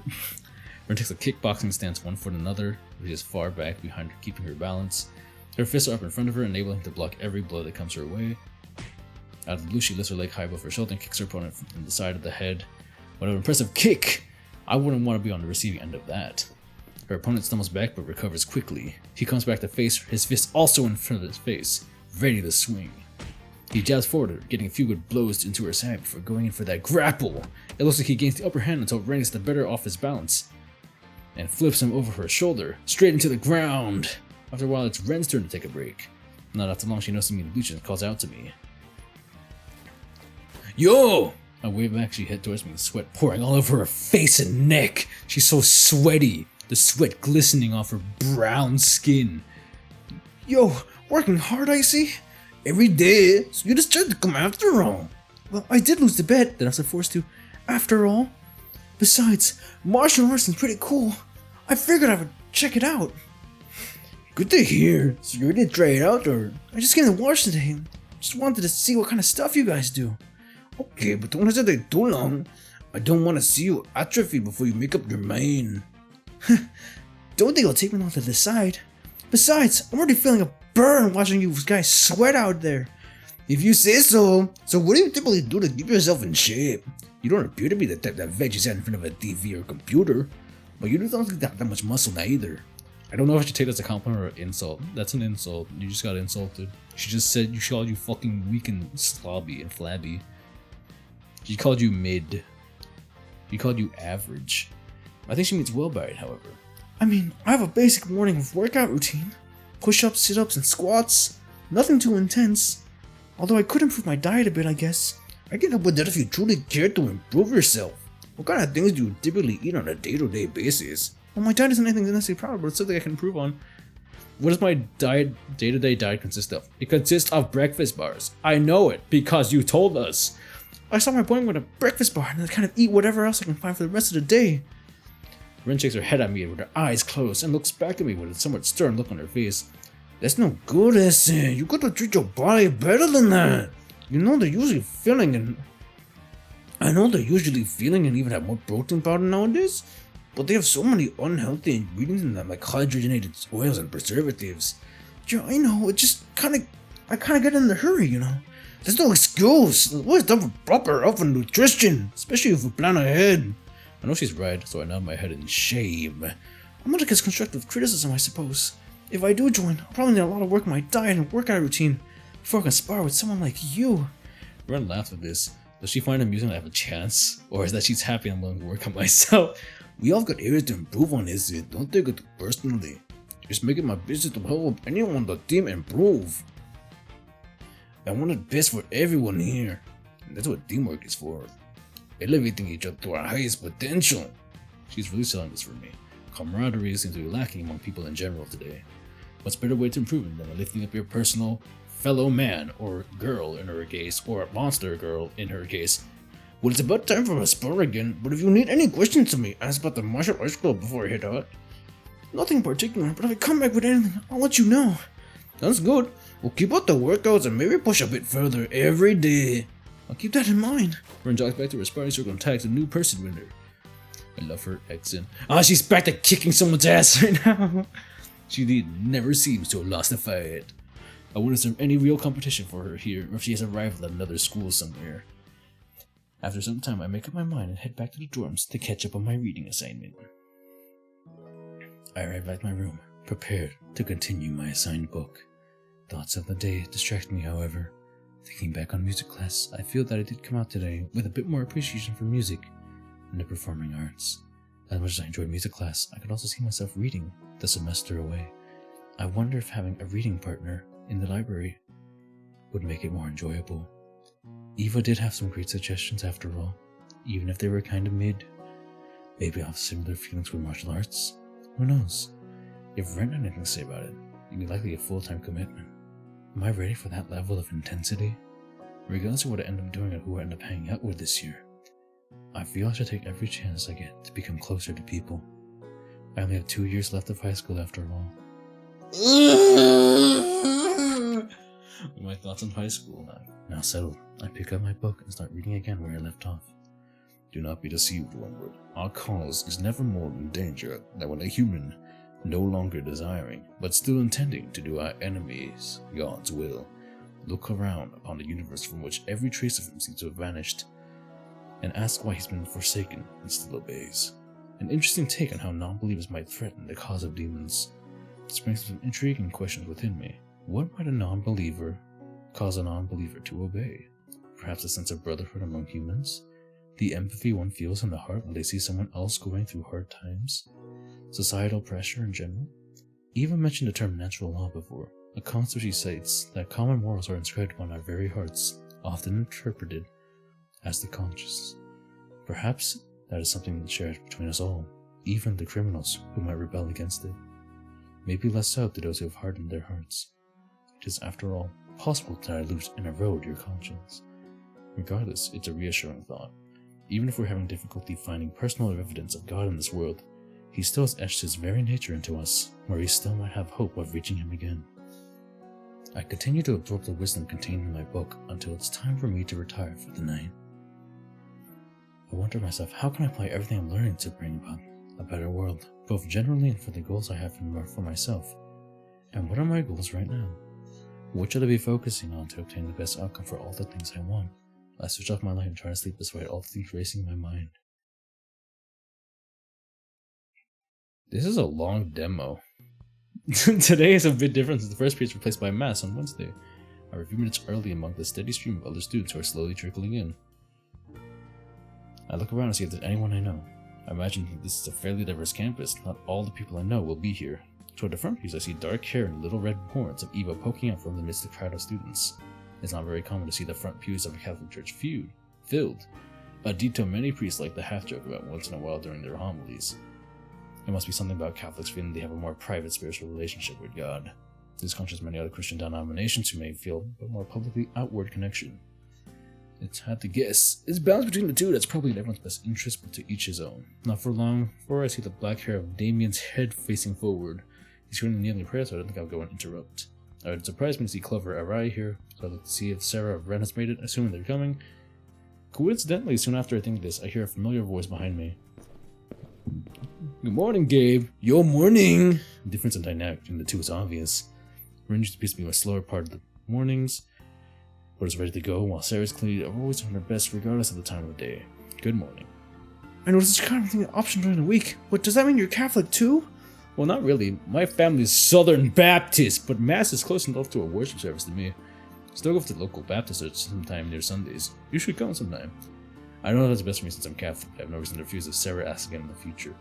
I'll think about the heart if she gives me a more serious offer later. I'm not really anything, but whatever gives me some meditation time before I get to work is good by me. Not quite an orthodox opinion, but I'm glad Ren is here nonetheless. It surprised me to learn that just like my other new friends, everyone has such a wide variety of beliefs despite what the school implies. Regardless, I'm always glad that they're here so I don't have to awkwardly find a pew to sit in alone. We respectfully tread down the aisle together to find a spot where we can all three fit. I pull down their kneeler and say a quick freak flares and start the day. After a short while, the music director greets everyone and announces the song, Heartbeat is Southern. That's the song for the opening procession. Most people in there open their hymnals to the specified song. We all rise while Father John and the altar servers reverently process into their places. Dang, that's correct as well, because it's ordinary time. Good morning, students and visitors. Everyone replies in unison, good morning, Father. Drift out. And Father and the Holy Spirit, amen. The Lord be with you all, and with your spirit. My brothers and sisters, let's acknowledge our sins and to prepare ourselves to celebrate the sacred mysteries of the Mass. That's also... Jeez Louise! Early in the Mass, we prepare ourselves for a prayer that asks for forgiveness of sins, which ready us to listen to the Word of God. Somebody say the Mass is overly ritualistic, but I like it, it's just fine. Something I learned about my religious instruction. Pretty much every part of the Mass itself is directly quotes sacred scripture or is derived from it. All to prepare ourselves to increase our holiness throughout the Mass. As Mass continues, I notice Sarah fidgeting beside me. Maybe the pews aren't very comfortable for heartbeat physiology. Ren seems to be doing fine though, despite having a bigger tail which is wrapped around her to settle in her lap. After Father John does gospel reading, I try to make sure and focus on the homily. In this day and age, since most young folk are drifting away from God. Now I don't want to be accusatory, but the data on this doesn't lie, and you're not the only one to blame. Mostly. For every new Christian that enters the church, about 10 walk out the door. Why is that? I for one believe it's due to the lack of not just faith, but also action. In the letter of James chapter 2, verses 14 to 26, the author describes to us what happens when we claim to have faith, but faith is empty as shown by a lack of works. So what is the church without the faithful actively working? It is dead, I tell you. And we can clearly see that by the numbers and even the individuals that we encounter on a daily basis. For as just as the body without the spirit is dead, so also faith without works is dead.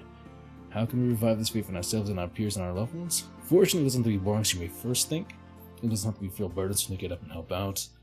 By simply being a loving friend or family member, you can utilize that special thing you're so good to evangelize those who might not see the light of Christ elsewhere. You can participate in programs to promote justice and dignity for those who aren't often afforded it. Feeding the hungry is pretty popular, but what about the imprisoned? Despite what acts prisoners may have committed, they may as well be forgotten by society. And nothing turns around the recidivism rate like a true conversion of her to fate. I won't undo what they have done, but it prevents them from coming back to prison. I had a Joe Swanson voice for this, but right now I can't do anything. It may even bring forth a new great evangelist. Look no further than St. Paul himself, former prosecutor of the Christians. And then there's beauty. Artists, musicians, actors, you can all create and perform, others to witness to the gospel. There's so much beauty in the church already, but how much better for us to know man through the works of mankind itself. And finally, it's time for church leaders to stop dumbing down the faith. Nothing turns away from the faith faster than giving them a non-answer to an earnest question. There's no excuse to give someone a hard question about the faith. An overly simplistic answer like, that's just the way God made it, including personal ignorance. That being said, I invite each and every one of you to strengthen your faith by questioning the difficult things you haven't found answers to. And if you can't find the answer on your own, come see me or other trusted spiritual director. In closing, whether believers or not, Catholic or non-Catholic, human person or monster person, we're all made in God's image. We're all born with a divine spark which guarantees that we are ought to be treated with equal dignity. And through the same divine spark, we are all equally called to serve Him, either directly or by serving others to increase our faith and love for God and for others. Amen. The congregation applies with a solid amen. The rest of the Mass goes on as usual. We see the Eucharist as many do other students. A surprising number appear to not do so. I'm guessing because most non-Catholic students and visitors. I do notice that Eva doesn't partake, which is odd because I thought she was Catholic. That's what I recall correctly, she was in line for confession this Sunday. Did something happen between now and then? Well, regardless, it's not my place to judge. I'll just send a little prayer her way in case she's struggling with something. Unsurprisingly, Sarah and Ren don't partake either. recall having learned something about religious instruction class. The Eucharist is reserved for those who have discerned the Spirit and believe the represents of Jesus was once mere bread and wine. I wondered to myself what those actually mean. The consecration, the real presence and discerning the Spirit. I think it's something to do with the confession and being right with God. That's grace. State of grace. It deserves looking into. Maybe I should ask Father John sometime. Regardless, even if they can't receive communion with us, there are those who are from faith traditions that are brothers and sisters in grace. I'm going to pray for one day we can all be united once again. And we can all once again worship at the same table under the same roof as we're all called to be. After Mass, Sarah, Ren, and I wait for Eva and go to class. On the way there, we also bump into Clover and bring her into our small group. Nothing of interest happens in the morning classes until I hear a noise behind me. It was Sarah. Psst. Hey, Gabe. I try my best to be subtle, despite her persistence. I turn my ear and look toward one of my eyes towards her to let her know that she has my attention. I don't want her to get in trouble again like the other day at all. So me and the others are thinking about going to the arcade tomorrow afternoon. Are you up for it? Yeah. Shut up, Sarah. I want to listen to the Sheep Girl. Arcade, huh? I think it'd be pretty fun, actually. You can see some of the town while I'm out to boot. I give her a quick thumbs up and let her know my answer.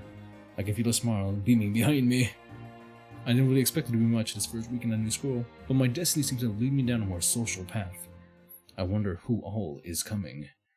I'll have to ask her after school so I don't get aggro from the teacher. Bro, what? Unfortunately, as soon as class ends, Sarah gets a head start out the door before I can ask who all will be coming. Oh well. It's lunchtime now, however I don't feel particularly hungry today for some reason. Maybe I'm just excited for tomorrow already? For now I just decided to wander through the hallways thinking to myself, I wonder if I should get more reading done or something. As I'm walking down the hallways thinking about what I should do, I come across a less occupied hallway that appears to be somewhat out of the way from the rest of the school.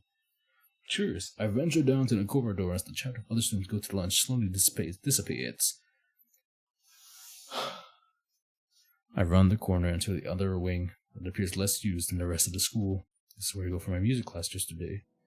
As I go deep into the hallway, I hear the muffled shredding of an electric guitar coming from somewhere within. Yo! I notice the lights on in one of those rooms, which is hard to notice at first due to the light from outside still beaming from the windows. I approach the door curiously and leaning to the door's window to peek in. Oh, they're making they're showing us all the scenes of everything before we do anything. Before the demo ends. I see Araya jamming away on a cool and shiny black electric guitar with a white spider lily design on the head. It's connected to a mid-size amp with a red rose design on the top left corner. Seems she's a big fan of flora rock and roll iconography. She's my mouse. Not thinking about how it would appear if she caught me staring from outside. She continues to keep her eyes closed. I'm assuming to feel the final vibrations of the song she's playing. Don't fucking her. My self-awareness returns as I notice what I'm doing. You're peeping! I decide to turn around, back off, and go about my business. But just as I do so, I accidentally bump the door with my backpack and it hangs one of my zippers, causing all my books to fall out. Whoops. Kneeling down in shame, I collect my belongings, taking my time as I know she's probably approaching the door now. I have expected her to open the door in the middle of me, picking up my mess, but when I stand up, her face is right at the window of the door, looking down right at me. Hey! She opens the door to me, as I ready my apology for intruding. Come in. Sorry about that. I didn't mean to. Don't worry about it. Just come in here before you attract any more attention.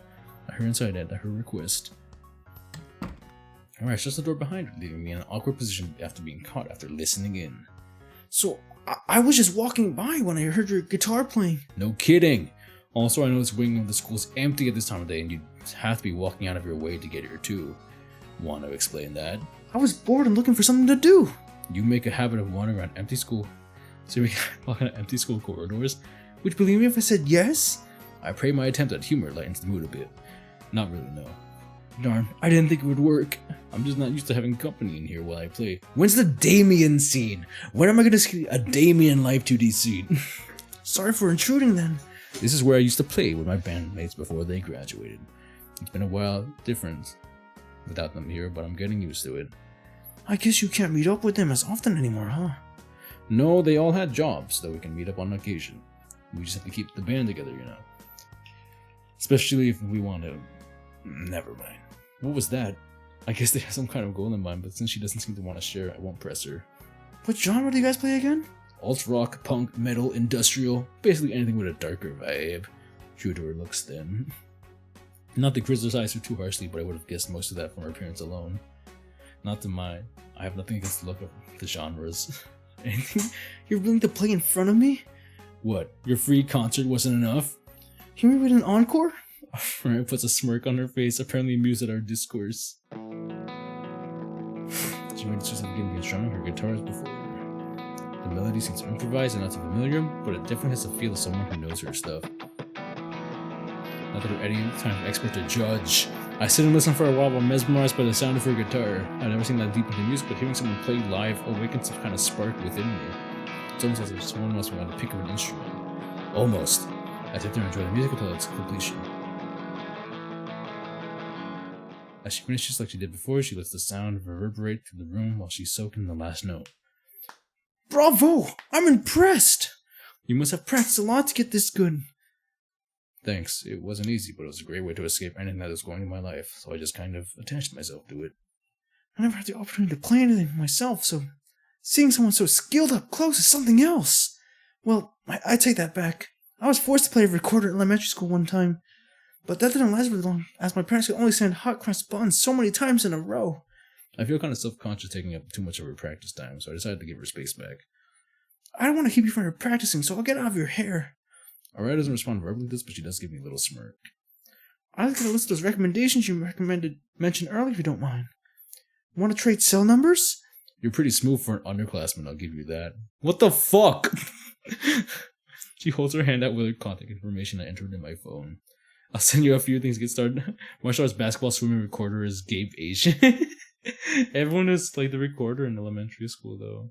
You're so in. Gabe is so in. I'm not in. Gabe's in. I'll wait in eager... He did Taekwondo too. Eager anticipation. I did Taekwondo too. I bet you will. After she gives me a final smirk, I head out the door and go back to the hallway. As soon as I shut the door, I can hear her start to play again. It's no wonder she's so good. I think about inviting her to the arcade get-together tomorrow, but decide against it. I don't know who all is coming or invited to begin with. Heading back to the cafeteria, I found myself already regretting my decision to skip a meal. By the time I get to the gym class through the day, I can fully regret skipping lunch. The coach lets today's class with some warm-ups and has us run a mile on the track before letting us choose what to do for the rest of the period. Ugh. After all that movement and low little fuel, I decided to join the girls on the bleachers today, specifically Clover, Eva, and Adia. Before being careful to avoid Ren, especially Sarah's gaze, I know she would pull me into the group in a heartbeat. I head over to the empty space around Adia, Clover, and Eva. I approach the girls with a quick greeting. Yo! Ooh, where's Maya? Maya's playing basketball right now. Clover's the most obviously social to the group, so it's no surprise that she greets me first. She actually is Komata, you're right. You're right. The others hardly look up to what they're doing, except Eva, who briefly looks up for a look in my direction. Room for one more?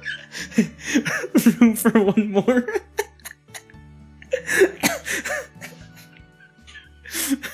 No, I was just telling Eva about all the new exciting things that FFKO is doing in the newest update. Who are you dating, Manny? FFKO? Final 14 nights online. Room for one more? I don't know. I kind of like in between these two. I kind of like the library reader succubus and the gamer slime. I don't know, Magic Kill. You've seen a couple of them. You missed the cat and the bunny, I think. The bunny's pretty vanilla. The cat was part of the basketball thing, and we didn't do that story event. It's been a while since I've done any long-term gaming lately. I've been meaning to try out the Shady Soul series. Gamer Slime is so disheveled. She's so disgusting. She's amazing. Totally, we're not legally designated hardcore gamers. It's known for being extremely hard to beat in its grim, dark atmosphere. Like Sudiki. Don't let the means fool you. It may be hard at first, but once you get used to the controls, it's a matter of perseverance and skill. You'll be looking at the Mortis screen a lot, but have enough faith in yourself and you'll get more of this. I'll keep that in mind. Yeah, game is practically my religion. I know there's a single series I haven't yet dipped my toes in this. At this point, she played Dark Souls. I don't doubt that at all. It would be safe to bet that assuming Clover would talk about games for hours if I let her. Speaking of religion, I know this is a Catholic school and all, but that doesn't mean everyone here is Catholic. Are you Catholic like the school implies, or do your views differ in any? Clover seems to question a bit of thought, pauses for a bit, putting her finger under her mouth while she does so, and then just shrugs.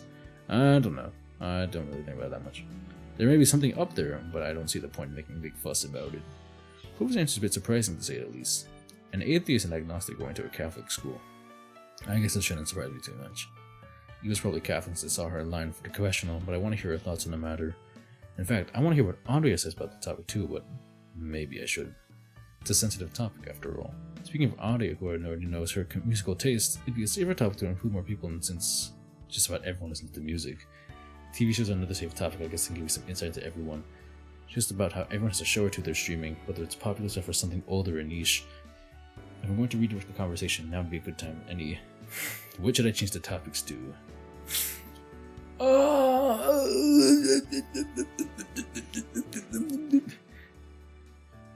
I glance over at Audio, focus on what she's listening to. She's always focused on the phone and music, like it's a safe way to reel into her conversation.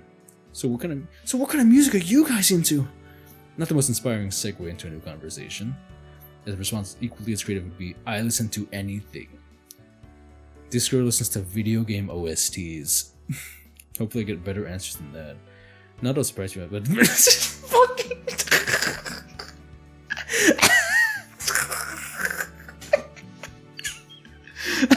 it's so fucking predictable. It's so fucking predictable. Maybe more surprisingly, a bit more of dad rock too. Dad rock, like 80s and 90s stuff?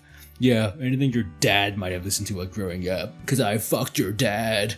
I don't know, just has some weird nostalgic vibe, even though I'm clearly not from that era.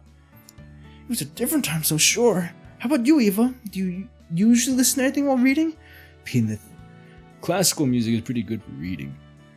Sometimes I just put on the kind of white noise like rain or static to block out the rest of the world if it really counts. Hey man, video game music can be really good in a variety of these genres. I know. I was just saying it's really predictable. That's the gamer girl would like this video game OSTs. I like video game OSTs too. Not that you need any help with that. You're pretty good at reading, though, just about all my gamer rants. At least she's self-aware. I can't imagine most readers would have that kind of patience Eva does with Clover. Yeah, true, it is rather predictable. I just didn't expect it. I didn't expect it to happen. But now I can just expect anything at this point. Girls are just better at multitasking. Well, you also got me by this rhythm games, Clover, so I guess those songs count too. Anyways, besides that, I like a lot of hymns you hear during Mass. Those are good Christian bands that add their own twist to them too. I never considered listening to religious music on its own, but I guess that's something really devout people would do. It might have been more controversial if she had just said something like Christian rock or whatever. But I knew some of the genres you play and listen to, but do you have a favorite band or two? Penile. I still need to do the mommy. You redeemed Mommy Chan, didn't you? Yeah, I was waiting for that. I was waiting for this! I didn't. You did it yesterday. I remember. Or was that someone else? That was someone else, right? Someone redeemed it yesterday after the Sudoku Strong. You are wrong. I'm gonna go to the VOD and look at it right now. Yes.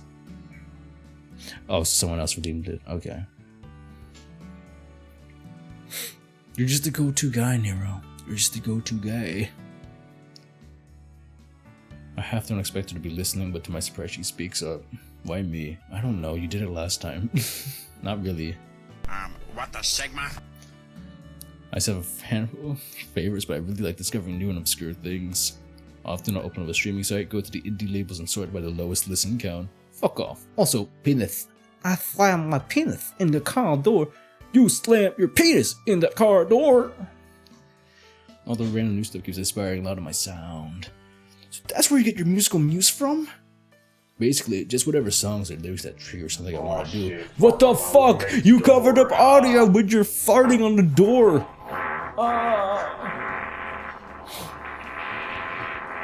You're coming up my vampire girl. Did you see it? Did you see On the it? left side of the door frame, barely visible on camera, a white translucent mist-like shape slowly creeps into frame.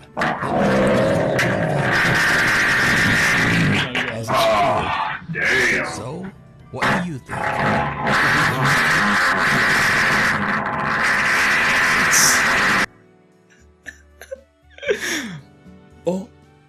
Mommy Pog. Oh, Did you see it? Do you have anything online, like a portfolio site or something? I'm pretty sure she appreciates being covered by King Ass Ripper. Mommy Pog. Not yet, but maybe one day we'll see. I look forward to it. Aria Grims is a little... Is it Aria or Aria? And her lips giving a kind of half smile.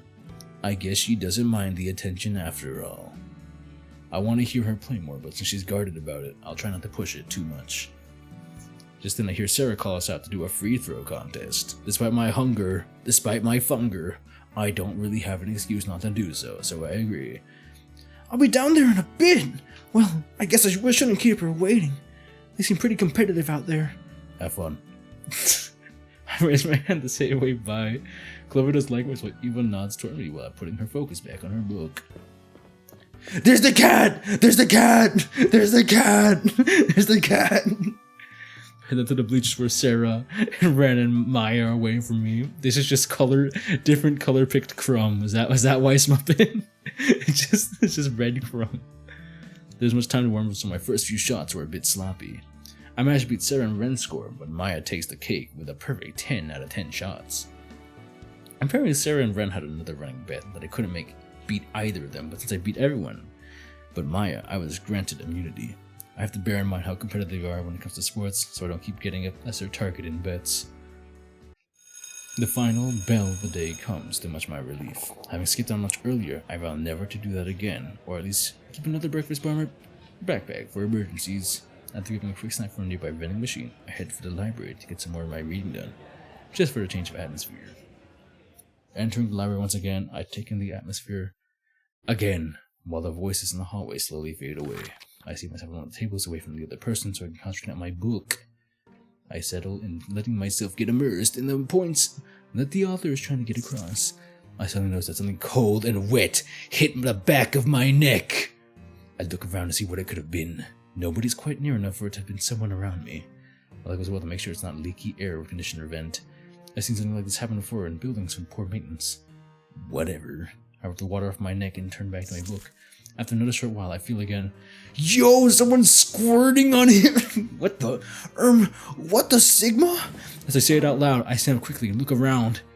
I notice Clover is sitting at her usual spot with her big gaming setup while still working its magic. I keep my eye in her direction for a bit longer to see if I can catch her in the act. Whew. It doesn't take her long to peek back towards me, then jerk her face back forward. Suspicious. I decide to sneak around the long way to get in her blind spot, ready to spook her. But as soon as I get around the corner, squirt! Gotcha! Cold water hits my face, the source in which seems to be coming from her fingertips. Damn it! Her hands are in a finger gun shape with thumbs up with her pointer finger still aimed at my face. She chuckles, freaky, as the water drips from my forehead. Gabe gets squirted on by a slime girl. You got me! Neat trick! I say this half amused, half impressed. I can't be entirely mad, it really is a unique skill. Many years of training in the art of finger guns. I've really gotta say, it's not really a fair fight. I'm gonna have to find a way to get back at you somehow. You get piss on her, piss on her, piss on her, piss on her. What was it that Damien said that slime people are weak against? Maybe we can use that ammunition against her. What are slime people against? They're cold! That's right, slime people against the cold! I want us to put her in her place. If you're not careful, I'm gonna have to sneak up behind you and pour some ice down your back. Clover freezes in mock fear. Utter defeat on her face. You've been doing your homework, I see. It seems I have a formidable opponent now. Fine, I swear I won't scorch you with my finger guns again. For a week or so. She mumbled the last part, but I still catch it. I decided to play along anyway. Alright, I'll have to find something else to use as revenge, like hard candies. Ooh, please do, I prefer sweet candies. Nothing sour though, it shocks my taste buds too much. Okay, though I'm not sure where you taste it. If I hit the back of your head, are you gonna absorb it in? Not until I identify what it is, you know. There are too many things that get stuck in my body just to absorb anything that gets stuck in me. What a strange conversation. I never once assumed in my life we were talking about how a slime person works to a slime girl, no less. Well, since I'm technically taking a break now, why don't you show me what you're up to? I didn't really get a look the other day. Yeah, sure. Oh, so you're familiar with FFK already, right? Yeah, Final 14th Nights Online. I never played it, but it's an online role-playing action game where you fight monsters and a bunch of other players. Those are the big any MMO, but what makes this one different is that your character can take on any role or class the game offers. That's in any MMO. Alright, it sounds like a lot to get into. Is it going to take a while to catch up to you? Nah, the game really has a nice pace at the beginning to end, introducing you to each system as you go. There's an end. It's a fake MMO. There's no end in the MMOs. I just don't know what kind of commitment is something I'm ready for. Let's see if I can shift topics to other games for now. Well, I don't know if I'm ready for that, but I've been looking for some new single-player games to play lately. Do you have any recommendations? I see that you're quite variety over here already. Without missing a bit, even amidst fighting hordes of monsters on screen, Glover responds to me excitingly. Mr. Poison, pick a genre, any genre. I have more recommendations that you'll have time to play. Let's insist if you want to go back to gaming. I wouldn't mind having an IRL friend to play Final 14th Nights with. Plus, the game's having a promotion for new players soon, so now's not a good time to start. Okay, I'll consider it. It'll look pretty high quality, so as long as it doesn't get in the way of my other school activities. Well, watch her play. Mow down more enemies and explore the world she's in. I think of what type of games I might want recommendations for. FNAF gaming with Slime Girl? What kind of games would you like recommendations for? High action. I wonder if it's something high, fast paced, something that'll test my reaction time and get my blood pumping. I see something fast and challenging. Well, there's always Shady Souls series, Dark Souls. Just what everyone complains about the difficulty, but once you learn your moves and with enemies, you're golden. Then the first-person shooters. I've always been a fan of the class like Doom and Half-Life. Fighting games can also get your blood pumping if you get competitive, but there are casual fights for newbies too. There's a lot of genres in action role, but those should get you started there. Thanks, to keep them in mind. For lax too. Mineshaft, Terrarium, Anime Crossing.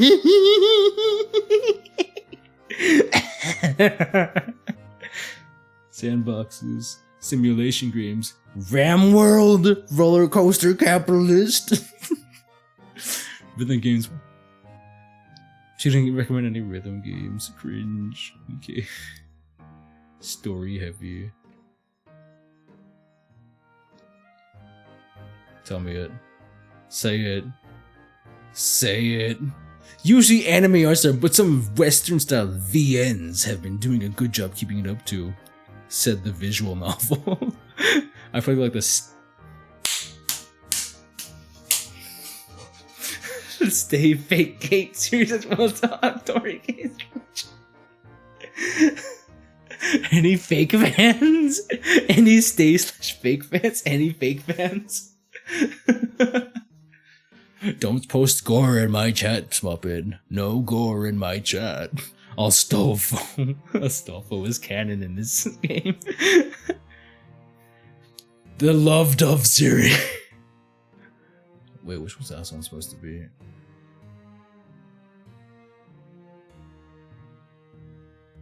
Which one is this one a reference to? Mufflove. Oh! Mufflove. I imagine the visual audience is more hardcore than the anime fandom. Give me some Umineko! Give me some... What would they call it? Call it like Numi Ueko or something. Pass the time. The gacha games. The gacha games. Come on. Where's the Fate Morgana reference? Where's the Persona reference? Renshin. Because it's very possible to get addicted. You mean like you? Guilty. That's how she blushes. My favorite boat girls game. I've heard a lot of fish and weaves recommend Love. That's weird. I'm not too familiar with Love actually. I'm sorry. I'm not actually familiar with Love. I can make as many excuses as I want, but at least I'm not spending money. But all the time I spend could go to better. That's me! That's me! I stopped playing gacha games though. They're kind of cringe. Except Limbus, maybe. I'm a collectomaniac.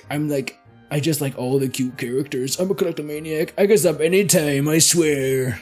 Okay, keep telling yourself that. That I do. But anyways, pick one of these and I'll tell you a friend of them. I'll friend you on them and boost your team up. Alright, I guess I'm She didn't say any gotchas. She didn't say Renshin. She didn't say Renshin. That's it. That's all for now. If I need any more recommendations, I know who to ask. I'll take my father because saying all the games she suggested. It's the only way I'm going to remember even half of these. So, are you going to the arcade with everyone tomorrow after school? Oh yeah, Sarah told me about that. I wasn't sure who was going, but I guess it'll make sense if you would be too. Does it though? I'm an introvert after all. No, you're fucking not, Clover. A self-aware one at that. You're not a complete shut-in after all, are you? Don't let my sharp wit fool you. After this conversation, I'm going back to the zone. And by the zone, I mean my goon cave. Anyways, Red and Eva are coming along too. Ren's a fan of fighting games, so sharpen your skills. You want to play with her. They're gonna be like, not so guilty, cog, and both of us consider one of the certified classic visual novel series. Dude, I don't know visual. I'm not too familiar. I know what happens after the visual novels. It becomes an anime. I'm gonna eat this empanada now.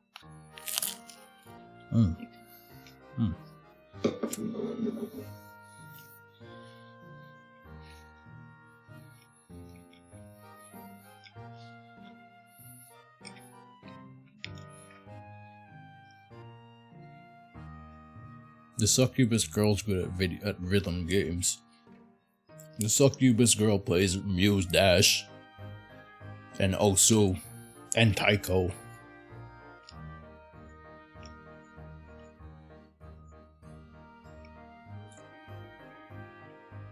Oh, Sarah doesn't like Aria.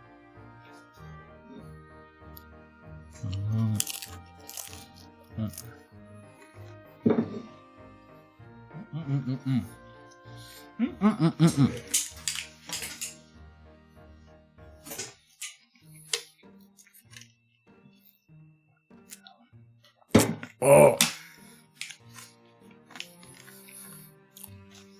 I spilled my gamer water. Ah. Dishing the hot goss. L.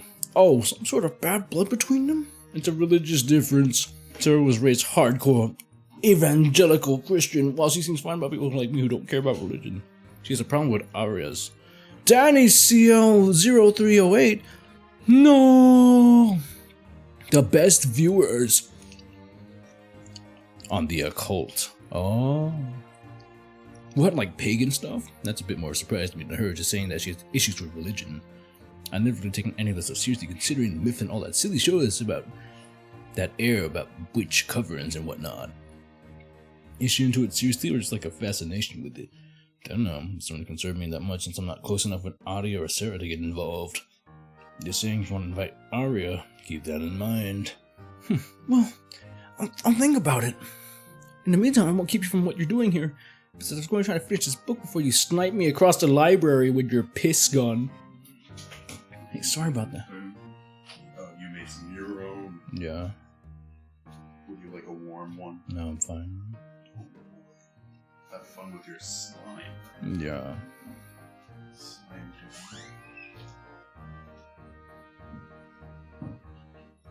Arsenal jump scare. Yeah. Laters. Clover waves again, still facing her screen like before. Hope she does well in her test tomorrow, despite my assumption that she still hasn't read her book.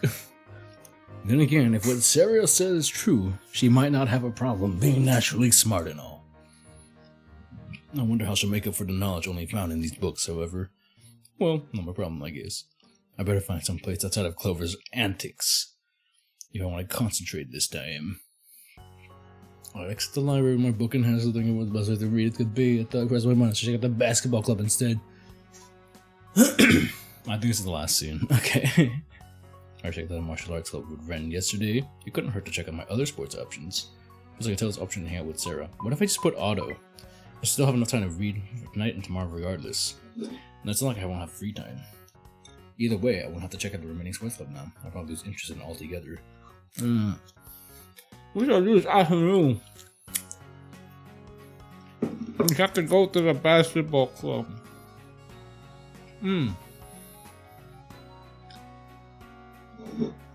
We have to go for the last scene in the game. Of the demo.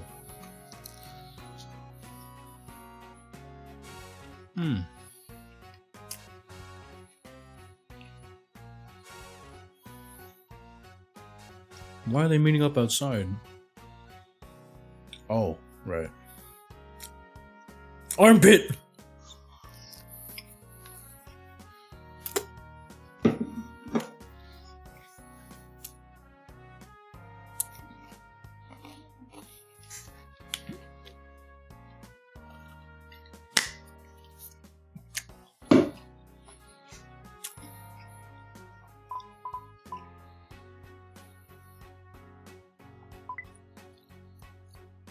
I thought I would finish this demo today, but this is the last scene anyways, right?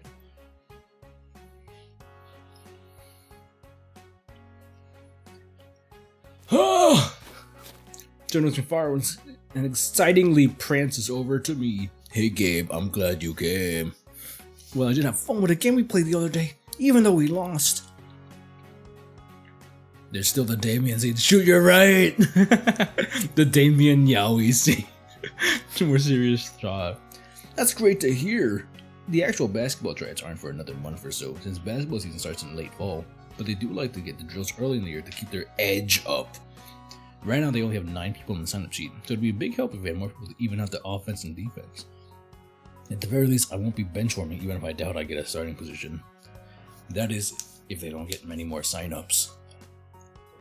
Certainly's being sorry for the more familiar sounds of the gym hit my ears once again. Squeaky sneakers, basketball bounces, and random shots that call out positions. We sit together and watch a team for a little bit longer until we get a discussion about a homecoming. A lot of us cheerleaders on the homecoming preparation team, so we've been a lot of informal meetings to go over the details. I can't wait to see what the gym will look with all the Monster Mash decorations in October. I know it's almost 2 months away, but still. Ooh.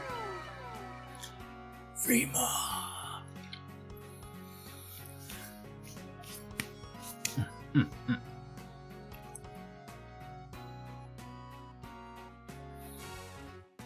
Sorry, I still have empanada in my mouth. Hold on.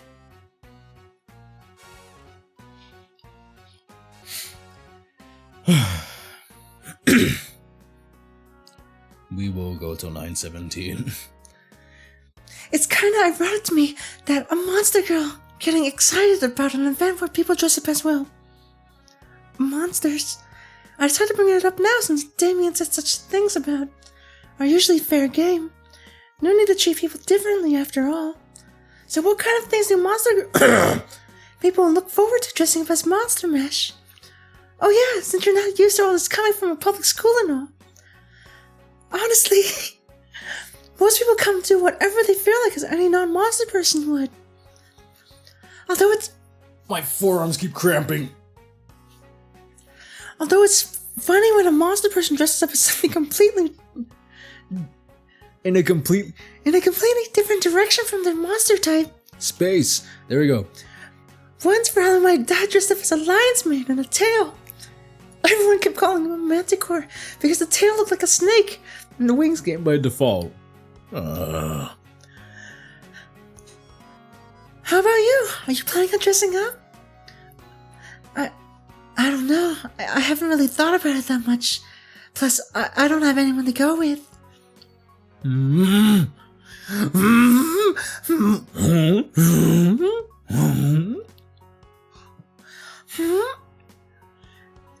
Anyway, it might come at the last minute, since I didn't think of bringing a costume from home or anything.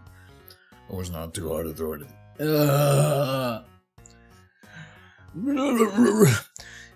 No, it's not that. Doesn't matter. Last minute nowadays. Plus, there are always pop-up stores around town this time for Halloween-related things. We'll get you set up. Rima! Hi, Rima! Hi, Rima! Hi, Rima! I need to look forward for helping hands around the school for a School of Spirit events. You don't happen to know anyone I could rope into helping me out, do you? Or someone taller and athletic? Maybe there are a few people who might be able to help. Who could help Sarah out with setting up school spirit decorations? Damien, Father John, Ren? I could do it. I suppose I could. It's not like I have any other plans. Oh, would you? That'd be great. We could use a little bit of extra height and strength for some of the more difficult things, even though I can fly and stuff. Oh boy, I guess I have a lot of work ahead of me then. Don't sweat it, it'll be all done before you know it. Besides, you have me and everyone else to keep you company. I guess that's not so bad, huh? Nope. We continue to watch the guys practice and I finally muster up courage to talk to the coach about trying out. I tell Sarah to see you later and she wishes me good luck. The coach seems happy about the prospect of another potential candidate and tells me to come to the next practice to try out. Well, this is out the doors and put his way by reading assignment. Otto, lost in thoughts, the ones I wander about the campus making the turn back in one piece. On the way back to my room, I run into Damien again. In the hallway. The Damien scene! Fancy meeting you here again, you come here often? What's up, Damien? Going to another meeting? Bitch! Of course, meeting is the bread and butter of bureaucracy. But it's fine, I enjoy the work I do for the school. I'm pretty sure what exactly it is the student council does around this school. In my old one, it was basically just a shell of a group that just approved things that were already going to happen anyway from the adult in charge. So what is it you guys actually do? I mean, besides the meetings? We're in charge of planning various annual school events. But aside from us, we do the public ministry outreach, programs designed to help students increase their faith through good works. It's a bit more involved than I would have guessed most other student councils are, since there are always people in need and things that need from a faith perspective. Man, that really makes me feel like I haven't been doing enough as a Christian, considering all that this school does. Don't worry, if you feel called or anything, there's always plenty of opportunities to lend a hand. Still, for some reason, there's a bit of hesitation of action inside. I wonder if it's laziness, sloth, or something else. I don't know. I always feel kind of lukewarm, even though I feel a tug of bit. Even if something stopped me, I don't know what it is. Don't stress about it too much. I wasn't always involved as I am now. Damon has a reassuring look on his face. For some reason, it calms me a bit. Let me tell you something about what happened and got to me. I was a cradle Catholic, similar to your situation. A few years ago, I went to confirmation class and one designed to help you learn about and expect where you go from there. During the first lesson, the instructor took a Bible, threw it on the ground in front of us, and posed a question. What would you say if I told you everything in the book was a lie? Needless to say, all of us were speechless about led, shattered, sheltered lives from this not knowing what's questioning our faith. It was my first introduction to what the church calls apologetics, which is a fancy term for defense of the faith. During this instruction, we were given the tools to both question our faith and how to find the answers to those difficult questions. That's not where my faith journey ended, though. I took the opportunity to get more wisdom, particularly in the Bible. For the first time outside of the church instruction, I read the entire New Testament by myself, something I hadn't really done before. Why not the Old Testament? Every Monster Dating has his character. It's the bro character. It's the bro character. And by proxy, of course, Jesus. I didn't know what it took me long to go down that path. I might have to blame the lack of leadership, or the lack of thereof, the church itself. Faith instruction has been sorely lacking decades for everybody here, leading by the vast number of people leading from the faith every day. It's a strung out vampire, bro. Not much of the child abuse. Person in the church at large is taking great to protect children to the various programs like protecting God's children. That's true. I had to go through that as well. But neither that's here nor there. What matters is how we plan to move forward to carry out God's will, and the right or wrong for the past and present. I decided to go forth because I'm a better person, so I can effect a positive change in the world. That's the path I think God wants me to take. You say I'm a bit speechless. I wouldn't have expected someone like an instructor to go that far to prove a point. I guess it might take something like that to get someone's attention, but what's important is the takeaway. It's okay to question your faith and seek out the hard answers to the hard questions. Perhaps that's some soul seeking to do. Well, I don't mean to keep you too long. Don't sweat it. I appreciate you opening up to me like that. It'll give me plenty of time to think about for sure. Glad I could be of service. Anyways, not to change the subject or anything. But did you take the time about my offer from the 2 days ago? Oh yeah, he said he would put a good word on me around the school if I had anyone in class. So this girl is asking them, it's my only chance this year to get a date to the dance. Why not? I simply couldn't hurt, assuming I trust his intentions. Is there any one girl, who I have my eye on any more than the rest of them?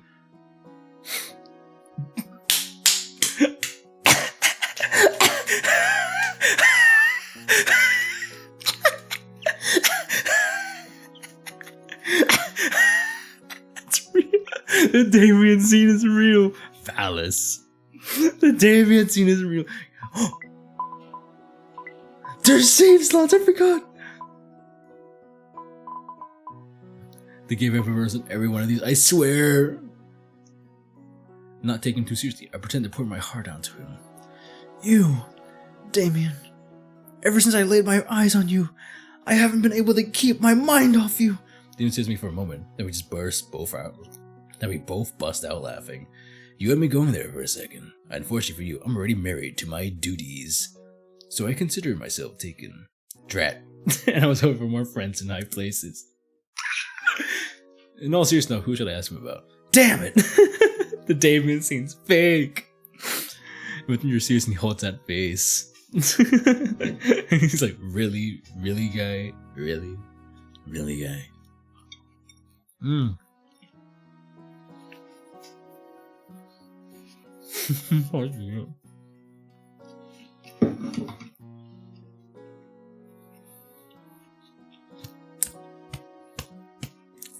Personally,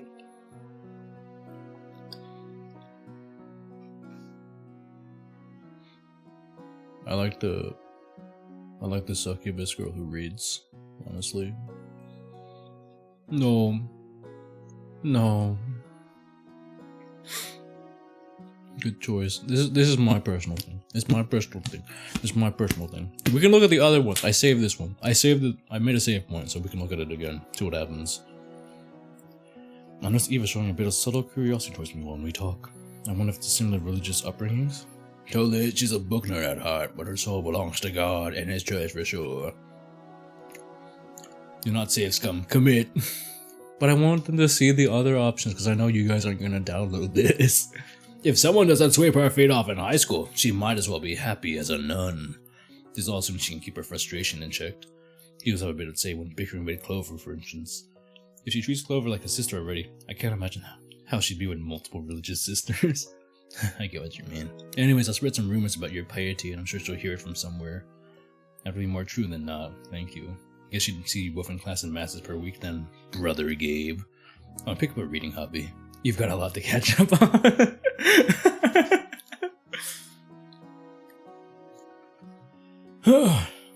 Despite his outward appearance, he kind of comes across as a charmer and a smooth talker. The classic MC bro character.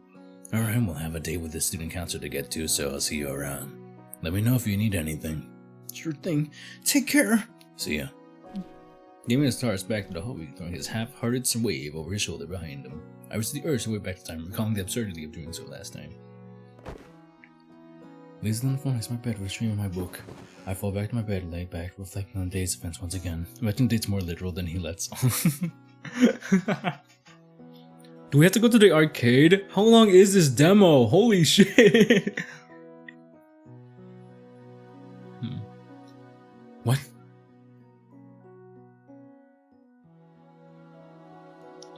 What? Sans? Sans? Sans? What are you doing here, Sans? Having grown up in similar circumstances, Sans being a monster person. Sans? Sans? Undertale? Among Us? Among Us? Sans? What? Why is...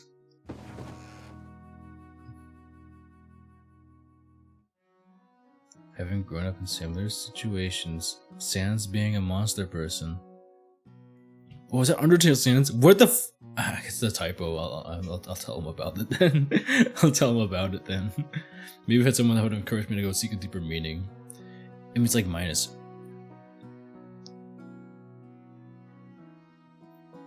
Sans Undertale. Nope. You mean Sans Undertale. I'm sorry. Excuse me. Your thing says Sans Undertale. Your thing says it. It means nope. It means Sans Undertale.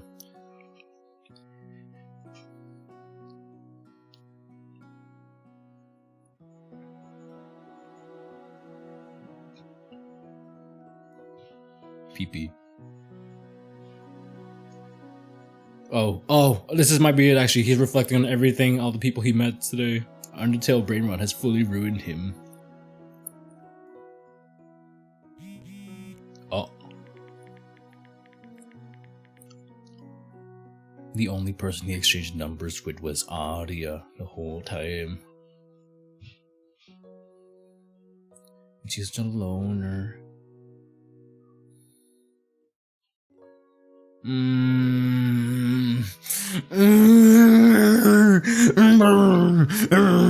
Fuck you, Sarah. Invite to arcade.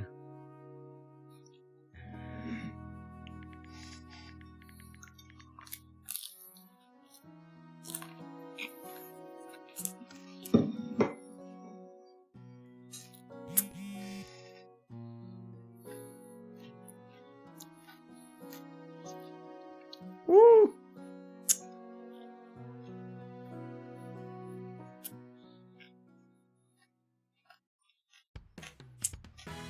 Yo!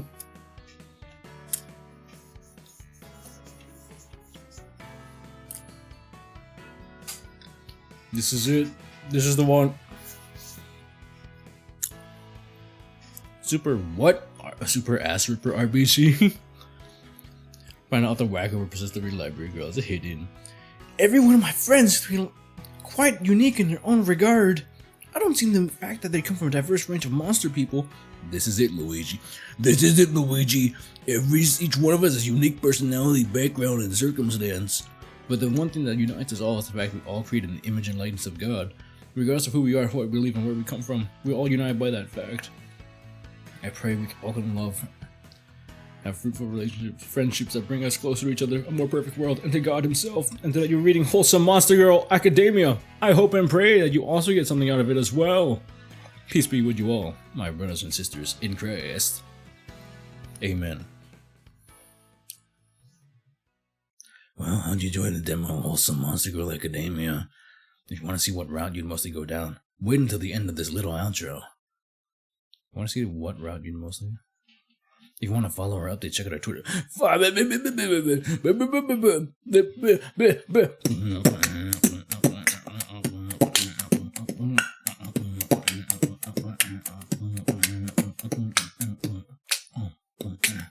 My returns playthrough asked each one of the girls their opinion about you talking about Homer, and it's what they had to say.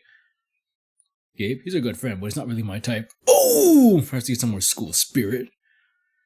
He doesn't really stand out much. Maybe if he put some more self-improvement, he could shine more brightly than me to notice him. I could use a new rival. I remember him. Dances aren't really my thing. I probably wouldn't vibe well with a normie like him. Nothing against him or normies. I just wouldn't know what to do or talk about. Maybe I'll go to Hong Kong with somebody one day, but no one practically got my interest. Besides, it's not like I like anyone anyways. I'm not really sure who you're talking about. These aren't really my thing. Tough luck, Gabe. Better luck next time. The mindset is focusing on one girl at a time, actively honing into their interests and participating in their hobbies. If you're helping with different choices, Manny was a normie all along. Anyway, see you around next time. Who? Based? May the peace of grace be with you all. Can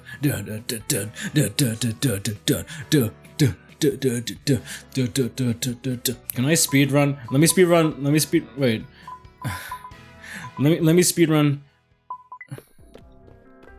Let me speed run Demon Girl. Hold on. Let me speed run Demon Girl. Hold on. I need the succubus. I need her. It was very wholesome.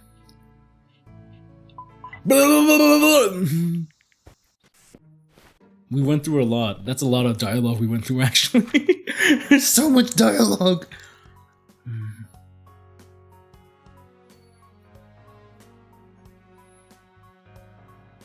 This doesn't make it easy.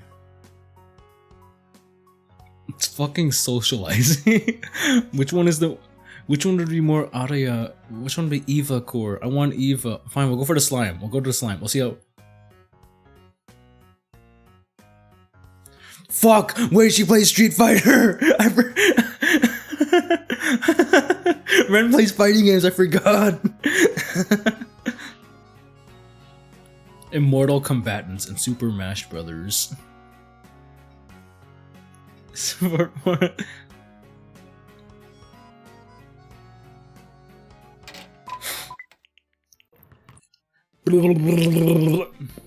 Does this even matter? Does this one even matter? Bruce Lee isn't even a... Steph Curry's the only basketball player, right? These guys are just... Oh wait, what if I do the other one? Wait, hold on. What would Steve Carell do? He would take the shot. Go, of course, I go for it. Oh, you actually. Oh, you win if you do that one. The one that brought FG's back to the spotlight.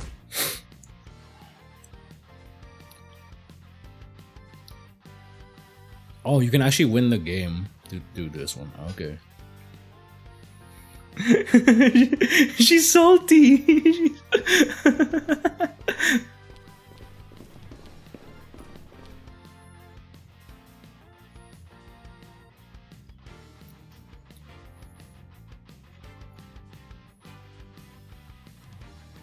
He meant a salty running back, bro. Don't say that. The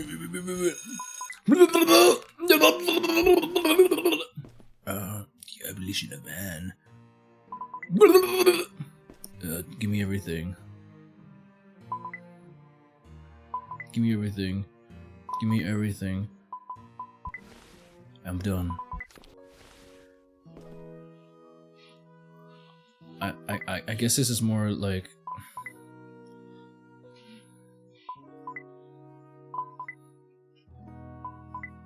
No more questions.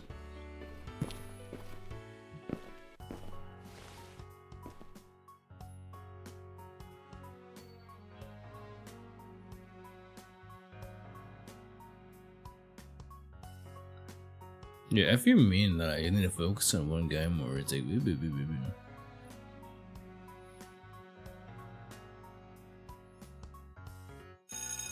reading and self-improvement, yeah, probably.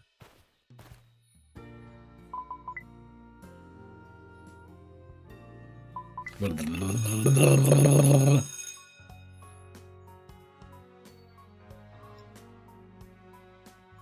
then I'll go here, and then go here and go through this one.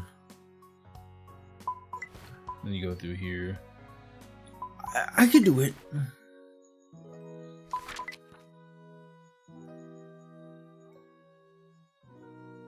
I'm sorry, none of these girls do weed, bro. You should have maybe skipped. I can't skip. I'm so. Oh, saved. You mean saved?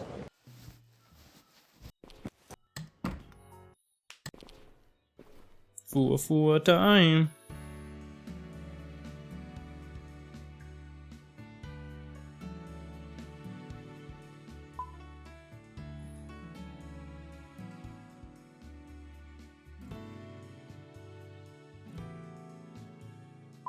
What? What? What? Fuck the slime! This fucking slime! The fucking slime! This Snow Clover knows. You know, a lot of Monstergirl VTubers have been getting popular recently. I don't know much about that scene, but I imagine it's the same as any other streamer, except they play a character's personality the whole time. That'd be fucking weird, right? Who the fuck would do that? Can't say familiar with VTubers, though I've watched a few streamers before. I'd honestly rather play games than watching them being played. She's called Clover, like the comp. No. No, shut up. Shut up. Don't you fucking 4chan your way into this. Don't you fucking 4chan your way into...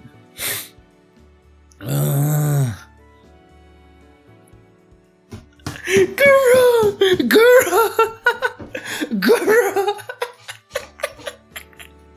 Girl's cannon in here!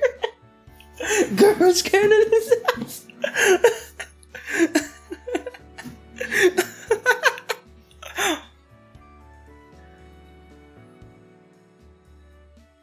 She's a dolphin girl and she called her viewers the Shrimpletons. Chumbuds rise up. Chums. What kind of things are you watching? Not that much. Sometimes my parents have something on, I'll sit next to them while reading.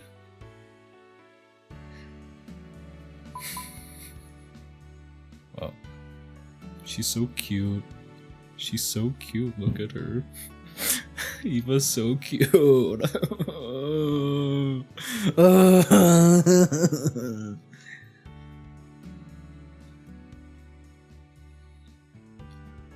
TV person. No, it's because she doesn't want you to know all about their witch and magical girl. Just then, a pen hit Clover in the face with a quiet thud, interrupting her mid-sentence. You can't have her. Ow. No mentions of your taste.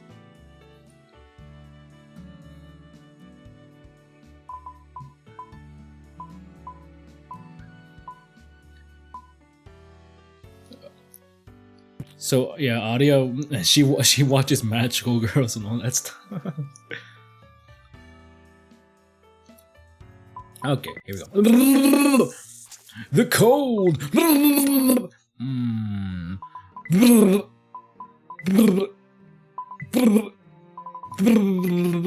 That's all for now.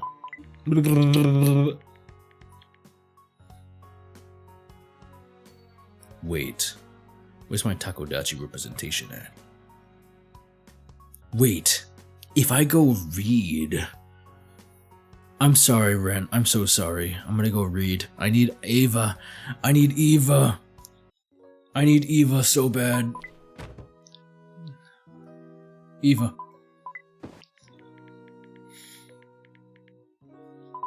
I'm sorry. I'm so sorry. I'm so Aria. Oh, oh, oh! Homecoming with a boy? You mean not as friends? You mean not something more? Oh, I don't know. Maybe. But just as friends! Oh. What if she likes you even less now?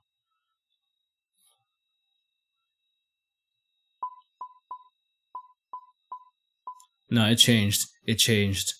Yeah, no, Audio's changed. That's why it stopped. Eva's changed. That's why it stopped. It stopped the skip. Yeah, but obviously you can't get it any higher because it's the demo and... Praise God. Woo! Woo!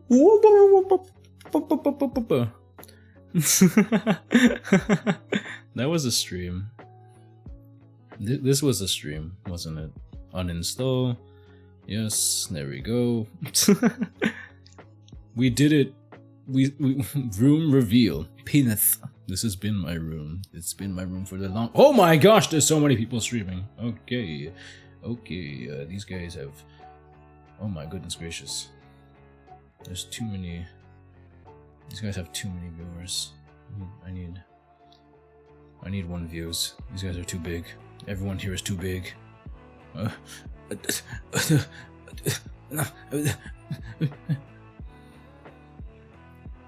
That's it. That's it for this week. That concludes this week. We had Library of Verenia. We did some Guilty Schmilty Schmear Schmooze Days. We played some Woblocks and we had some karaoke. We finished Sudeki. We beat Sudeki. I didn't even think I was gonna beat Sudeki to that yesterday actually. And then today we played Monstergirl Academia and it was very wholesome. The game was very wholesome. And yeah. And skibidi ba ba ba ba ba ba. Let's see. We can do. Oh, that's so nasty.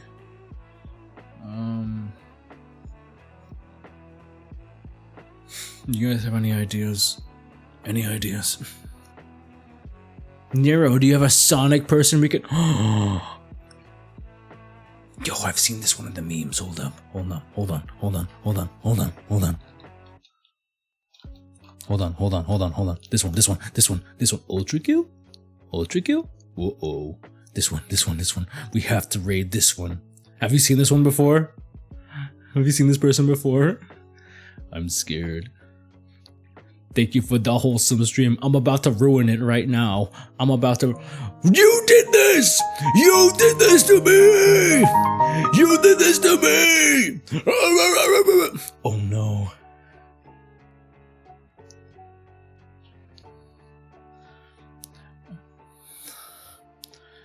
Here, this is the raid message.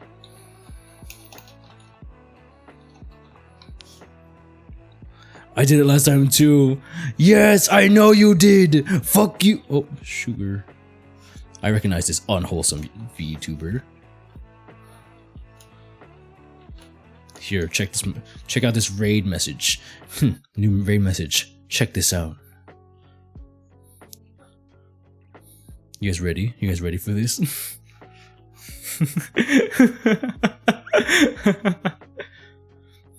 Ice lasers.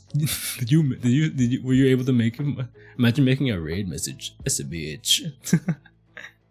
All right, but yeah, that was Wholesome Monstergirl Academia. That was the demo. Do you guys think you would want to watch a whole series of that? A whole series of that one day? I don't know. Bye.